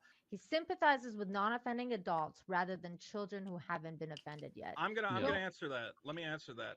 It is because I identify with children who haven't been offended yet that I want the people who might hurt them to get help. This is specifically about trying to prevent abuse to children. This isn't me saying I want everybody to be friends with pedophiles and I want you to take them to the ball game. No, this is how do we reduce the rates of child abuse and make it so less children are abused. You said have sympathy. empathy. Yes, Yeah, I and empathy. believe. That conflicts with that statement. Why does it? Why does having empathy mean I'm not having empathy for, hey, I'm going to go rape a kid? Well, I'm very sympathetic of that. No. I'm talking about having empathy, and I have a mental illness. But no, you did. No, it is not on par with other mental illnesses. As with people in chat who struggle with mental illness, I'm sure you can feel on the same. I can't believe it's just this panel. This is them. This is their evidence against Vito. This is insane to me. With mental illness, the person who made this, that being put on the same pedestal, the same platform is as crazy. Is fucked up. Like we're not it's a mental illness, so we need to feel bad. Thank you, Autistic Writing from Kiwi Farms, for archiving this. Okay. Bad about them. And that's having a generalized anxiety disorder is not the same as being a psychopath. I mean, there's gradients. I'm not comparing you to a pedophile by saying but it pedophiles seems have a like you mental keep illness. wanting to put them on like, hey, let's be nice to him. Oh, let's play it down. You're saying it's a spectrum. Hold on. Does anyone here believe pedophiles do not have a mental illness? We all agree that pedophiles have a mental illness, yes? Well, it's not necessarily. We're talking that they don't They're act the way that psychopaths. normal people act. You want to broad stroke it sounds with like mental a mental illness. Like, what do you want to call it? They have something wrong with them for sure. Okay, you're willing to say they have something wrong with them. They don't act like how normal people act, but you refuse to say it's a mental illness for some reason. It's not that it's the definition. It's the fact that you keep utilizing it in a way for us to sympathize with them. Oh, guys, it's a mental illness. It's a mental illness. The point isn't if it's a mental illness on a technicality. The point is you're trying to put it with how you're utilizing it. I think the reason is because you're trying to put it on the same platform, on the same level as other things that aren't harming other people. Who is harmed by someone having an urge? Okay. Again, an urge, not acting upon it. No, this is a serious question. No, it's who's the victim? Departure. Thank you for resubscribing on Twitch. Sorry, Restream gives me the chats, but it doesn't give me the notifications for things like that. Thank you very much. I appreciate it greatly. Hell yeah, let's go. Because you are assuming that all these non-offenders. Very sorry for missing it when it happened. No. I'm down to 2 monitors. I can't look at all the stuff at once like I'm normally able to. But it means a lot, truly. They are pedophiles waiting to happen. I'm not assuming anything. Brittany said that it waiting to happen. Somebody, and I'm asking who gets hurt by that, because I think that's an incorrect statement. The child that they will that urge on. No, that's the action, not the urge. If somebody has an urge and they don't act upon it, the urge will lead to being acted upon. Yes. Not all urges are acted upon. I've had urges to kill men who have done me wrong. Did I murder that man? Well, I guess that's why you have the empathy, right, for pet. No, wait. Why are we laughing at that? Do you think every urge you've ever had has been acted upon? You haven't had. Stop comparing all urges to fucking pedophiles, though. You've had a rush of blood, and it's completely different having a rush of blood going, oh, fucking wanker. I hate him. I'm going to kill him. No, everyone has that. No, it's not an urge to like, for example, like if somebody does me wrong, like what you said, like, I'm like, oh man, like, I wish that fucking person would die or like something like that. I don't think that I could take a knife and stab them. I don't have the urge to do that or I don't know if people really can't understand the idea. Pedantry around the urge is annoying. Yeah. Like a more realistic example, when I was with my first wife, We went to go pick up her friend because she wanted to hang out or something. And when we got there, her friend's boyfriend was like losing his goddamn mind. He turned on all the lights, all the faucets, and like the bathtub and stuff. I don't know. He was having like a total mental breakdown. And her friend's like, it wasn't like just hang out. She's like, you guys gotta help me get out of here. So like, okay. And my wife went upstairs to their apartment to get some of her stuff. And when she went up there, I don't know how he did it, but like he hit the woman who's the wife at my time, or the woman who was my wife at the time, and he locked the door so I couldn't get in. So I started climbing up the side of the house, like, and the landlord lived downstairs. He came out and he's like, "You don't." I was like, "Then you can unlock the door for me, or I'm gonna climb through that window. I'm gonna go beat this guy's ass." And I was much better shape, much more apt to kick somebody's ass back then. So he unlocked the door and let me in. And I got up there. I grabbed the guy by the collar because he was laying on the ground, spazzing out. And I went to go hit him, and he looked me in the eyes. He said, "Just do it, do it." And I let him go. I didn't do it. I had a very strong urge to like maim this dude. He just hit my wife, and I didn't do it. I let him go. I went downstairs and called the cops, and he got arrested. However, she ended up going to the hospital to get looked at, and while we were there, I went to go have a cigarette, and the guy who hit her was like 2 hospital doors down, and he tried getting me to come talk to him. And he was about to get up out of the bed, and I told him if he walked towards me, I was going to beat his ass that time. And when I came back, there's a security guard by his door. So I don't know if I could have resisted both times, but Pick up a gun. you can have a very strong desire to do something bad and pull yourself back from it. Myself, it's just something that also, it's like something you let's vent. not conflate urges with thoughts. Everybody has thoughts. Exactly. There's a Everybody difference has between an urge and a thoughts. thought. The issue here is that they are another species. An urge is a type of thought. It's a very pressing one that's very easy to act upon without thinking. Really good idea if you have really bad ones to have somebody help you think about them ahead of time, like a therapist. You keep wanting to say they are not, they're human, and you want to Well, I humanize do believe them. they're human, absolutely. But I do believe that regardless, I mean, I think even Hitler is worthy of what do you call it? Jesus Christ.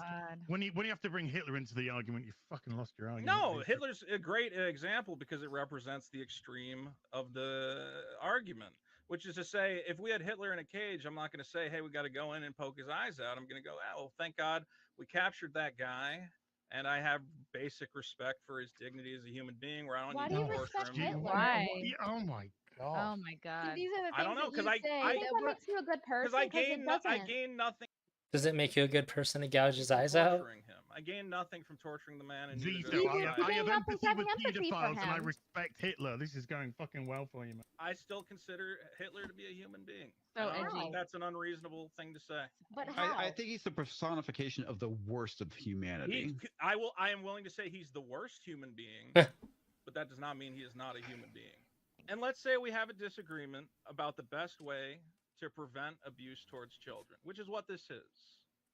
Are you Whoa, gonna whoa, whoa, come- whoa, whoa! Hold on. How is it the best way? Earlier, you said you don't know. You admitted to not It is knowing. my So, but belief. yet you're over here advocating to have empathy and sympathy without even actually having anything to back that up as to why There that are would be productive. studies and proposals for how to intervene with these offenders to hopefully prevent abuse, and it is my belief that those strategies. You shouldn't have said Where are offenders. these? effective. Okay, so where are these studies? Number one, number two. Earlier, you said you don't know and you don't know all the solutions, but yet you're advocating She doesn't care where the studies for us are. to be empathetic and sympathetic toward them. Sure. I mean, we haven't put them into wide usage, but in the limited stuff that we've tried, it seems to have had a positive effect by again normalizing. Where are you? Okay, where's your proof for this? I don't do Well, this just the often, but general I idea actually need a source for this. Across time, it has been more accepted that this is Where's a your mental source? illness, and more people are getting help. More people are getting help now for this than ever before. Well, no, but can you give me a source on the first thing you said, Sure, not I on will the try to first thing you find you said? sources Can you afterwards. please give me a study as to why we should empathize some, why Ask that's me tomorrow productive when and I wake helpful? up. Here's all I want to say. I think we've all made our points. I don't think we're covering any new ground at this point. Am I wrong? No, I think No, we've, no, I think no. I we've think when you said basically. you had respect for Hitler as a human being, I think things are pretty much done. You're Can he very say hard to that? take seriously, Vito. Well, You're like start bringing Hitler into the conversation, and you make dumb jokes Exactly. that make you look like a pet none of these people missing a single chance to posture. on Twitter, and you go, "Oh, they were jokes." I'm establishing the limits of my sympathy and saying that I have sympathy even for the worst among us because But I think if they that were just jokes, why did ultimately. you delete them all off Twitter? Right. Oh, I just deleted all my tweets because once a couple hundred people are taking you out of context, it's like, this But is they're not funny. But jokes, the whole point man. They're wasn't the jokes. edgy. Wasn't the whole point to be taken out If of they're context? just jokes, why No, delete I don't want them? my jokes taken out of context. Well, I want hang people to on, know hang that I'm on, making hang a on. joke. You're saying people were taking your jokes out of context, or are you saying this Yes. post was a giant joke? No, because that was not taken out of this was taken out of context, but that was not. What a hilarious joke. Was it or wasn't it? In fact, if I didn't know the people involved, I'd be curious if it was a bunch of commies. This is not a joke. Uh, This is not a Can you- joke, can- right? mm. So this is where you're saying having basic. I actually don't know the people involved. I'm assuming that they're empathy for like non-offending pedophiles will ultimately lead to less like child conservative, abuse. The national fact that- and conservative. you've stated this several times now on this But he's live provided Yeah. no evidence as to why. Then If yet the- goes for the nicest solution toward pedophiles to be the nicest to them, which I just don't understand. Well, I would ask you. Like, it makes me have to ask this. Let me ask you something, Vito. Have you ever What do you need evidence this is a joke? How? No, Yeah, no, like, I it's need just you to she's be just honest. lying. Like, 'cause She's just everyone has lying. thoughts and urges and such, like you said. Have you ever had the thought or the urge toward children? It's really hard for me to watch this because I feel really, really bad for Vito. Like it's one thing to even disagree with him, but like they're working so hard to make him seem like a terrible person for this. And as much as there's a danger of I'll try to find out, Wick. As much as there's a danger of not following Vito's prescription and making the world a less safe place for children, I think this kind of behavior presents a danger in and of itself of making the world a less empathetic place overall. If you don't agree, or if you are sympathetic towards people that I don't like, just on the grounds of sympathy, or because you think that it'll have better outcomes to be good to people, then we're gonna drag you like this. It's gonna make people less empathetic in general. It's fucked. They just said they got it from somebody on Kiwi Farms. I'm not sure when it took place. This is a re-upload of an old thing, I guess, framed as Vito the alleged pedo. And I guess this is where the allegations stem from.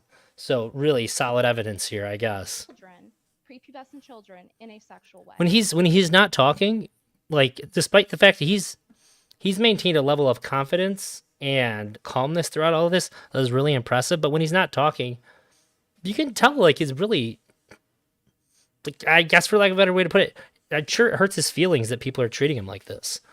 Like this sad looking dude when he's not talking. Absolutely not. So then what do you get out of defending them? I think again that this is a way of leading to less child abuse, and that is the ultimate goal. Based on what? Based on these studies and treatments that I've read about.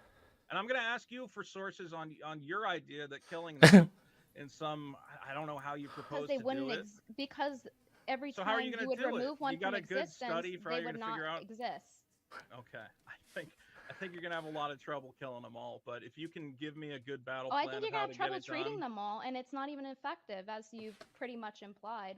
But yet we should be empathetic toward them, and based on these mysterious Okay. studies, which conclude that we should be empathetic toward pedophiles. They're not and that mysterious. they He just can get didn't help send and, him to and her. therefore no longer be pedophiles. I think it's based on basically nothing, I and hear you're your just choosing to concerns, sympathize with and them. I think we're going over the same ground. So let me just say what I was trying to say. Oh, which this pre-upload happened like 13 hours ago. is I hope that you guys understand that I am coming at this not from the viewpoint of I want more children to be victimized or I want the world to make friends with pedophiles. I am coming at this from the perspective of someone who, and you can say foolishly and naively, believes that human beings are not beyond help, especially if intervened early and given early treatment before they become offenders. You're And enabling them. that's the only. Well, all I want, you can say again. I've already said you can say I'm naive and I'm foolish, but I would hope that we can come away with the understanding that Vito is not here to push a secret agenda to hurt children. I mean, I'm sure at least one of you believes that, but I hope that those of you who have actually listened to what I have said, where I categorically agree that we need to protect children, that child abuse is the most horrendous fucking thing you can do, and anyone He's right. There's people on this panel right now that know that what he's saying and why he's saying it, and fuck them for not sticking up for him. does it should be locked up, removed from society, and kept as far away from children as possible.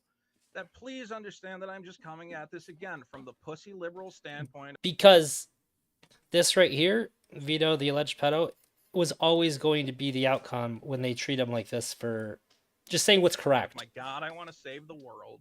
I think that there is evidence that maybe we can do a little more good than we're doing, and you guys categorically disagree. But this is not, again, I'm not part of some conspiracy, as people are claiming. Oh, he's out here to normalize it and make it a sexual orientation.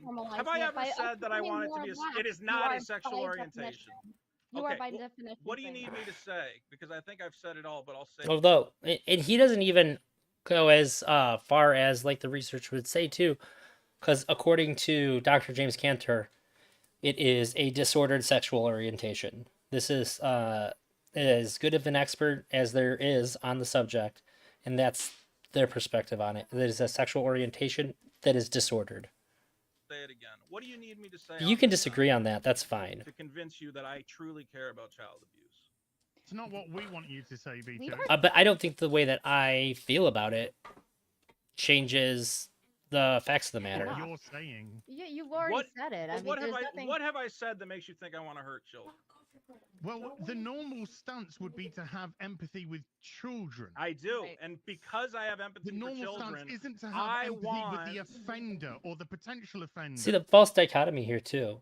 If you're empathetic towards them, then you're not empathetic towards children. There's no reason to think that. But there is a reason to posture it. There is a reason to make people think that you think that.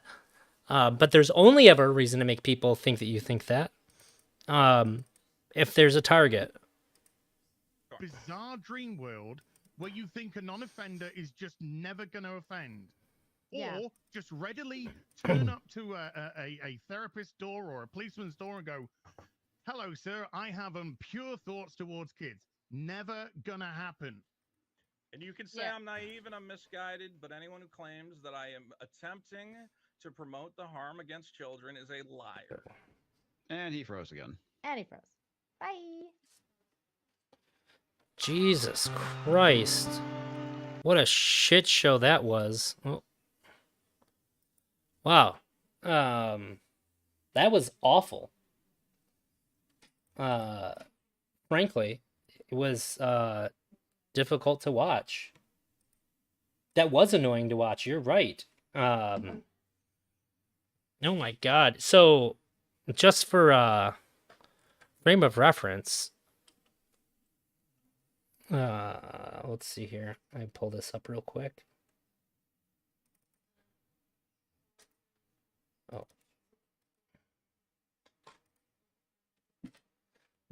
For frame of reference, this is the tweet that I saw. Somebody said, people should watch this video. It's a pretty good collection of Vito debating people about pedophiles on live streams. Vito has not changed at all. He is still a pedo sympathizer. And I was like, that seems sussy. Like I probably don't believe this person. He said he didn't actually watch the video because it's a single stream from 3 years ago. There you go, 3 years ago. It says it's trying to take... I say taking steps to get these people into treatment is the most useful tactic to prevent abuse. The fact that people are upset about this is take is wild. You too. I will talk to you later, Wick. But yeah, this is basically the end of the stream here tonight. Because I know I don't have enough time to do the other video that I wanted to. I actually do want to be able to spend some time with my wife before she ends up falling asleep on me. Because it's her day off and shit.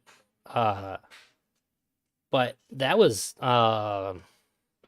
way more stupid than I expected, and I expected it to be stupid. To be clear, I totally did. But that was to boast that to be like an example of him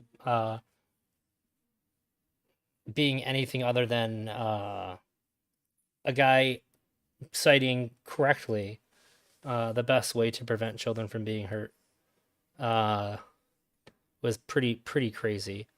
How they try to use sympathizer as a smear on him. Yeah.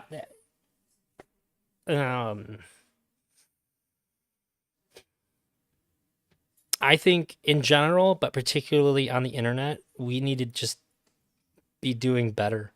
We need to focus on things that actually matter rather than trying to hurt people. Because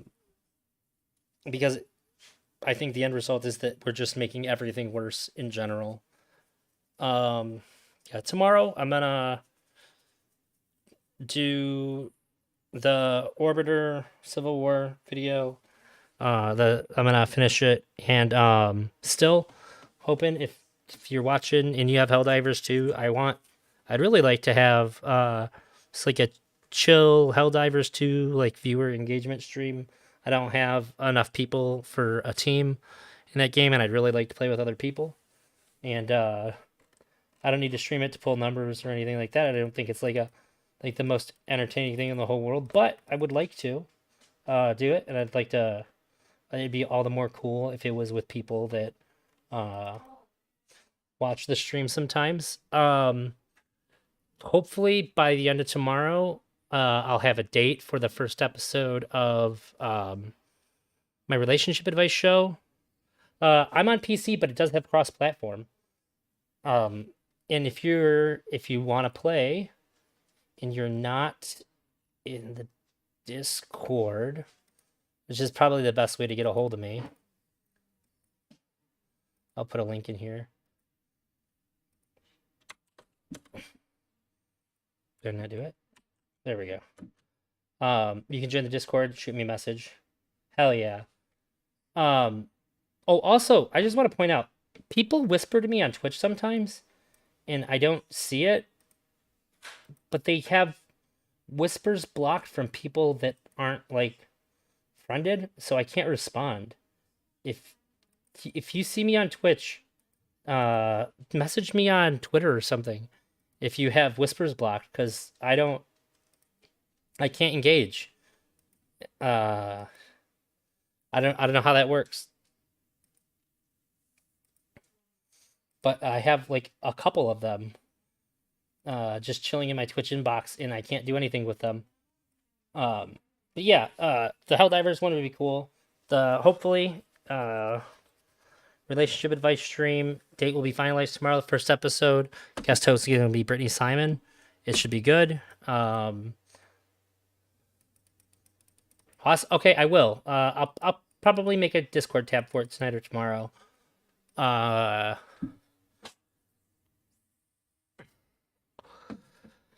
There was one other thing. Oh, and I still want to talk to Smith in the near future. It was my fault for fucking up the timing today. Yeah, that's it. Thank you guys for being here. And I don't think she's here or anything, but just want to extend one final thank you to FairyQueen for having such a good and interesting conversation with me. Was definitely a good one.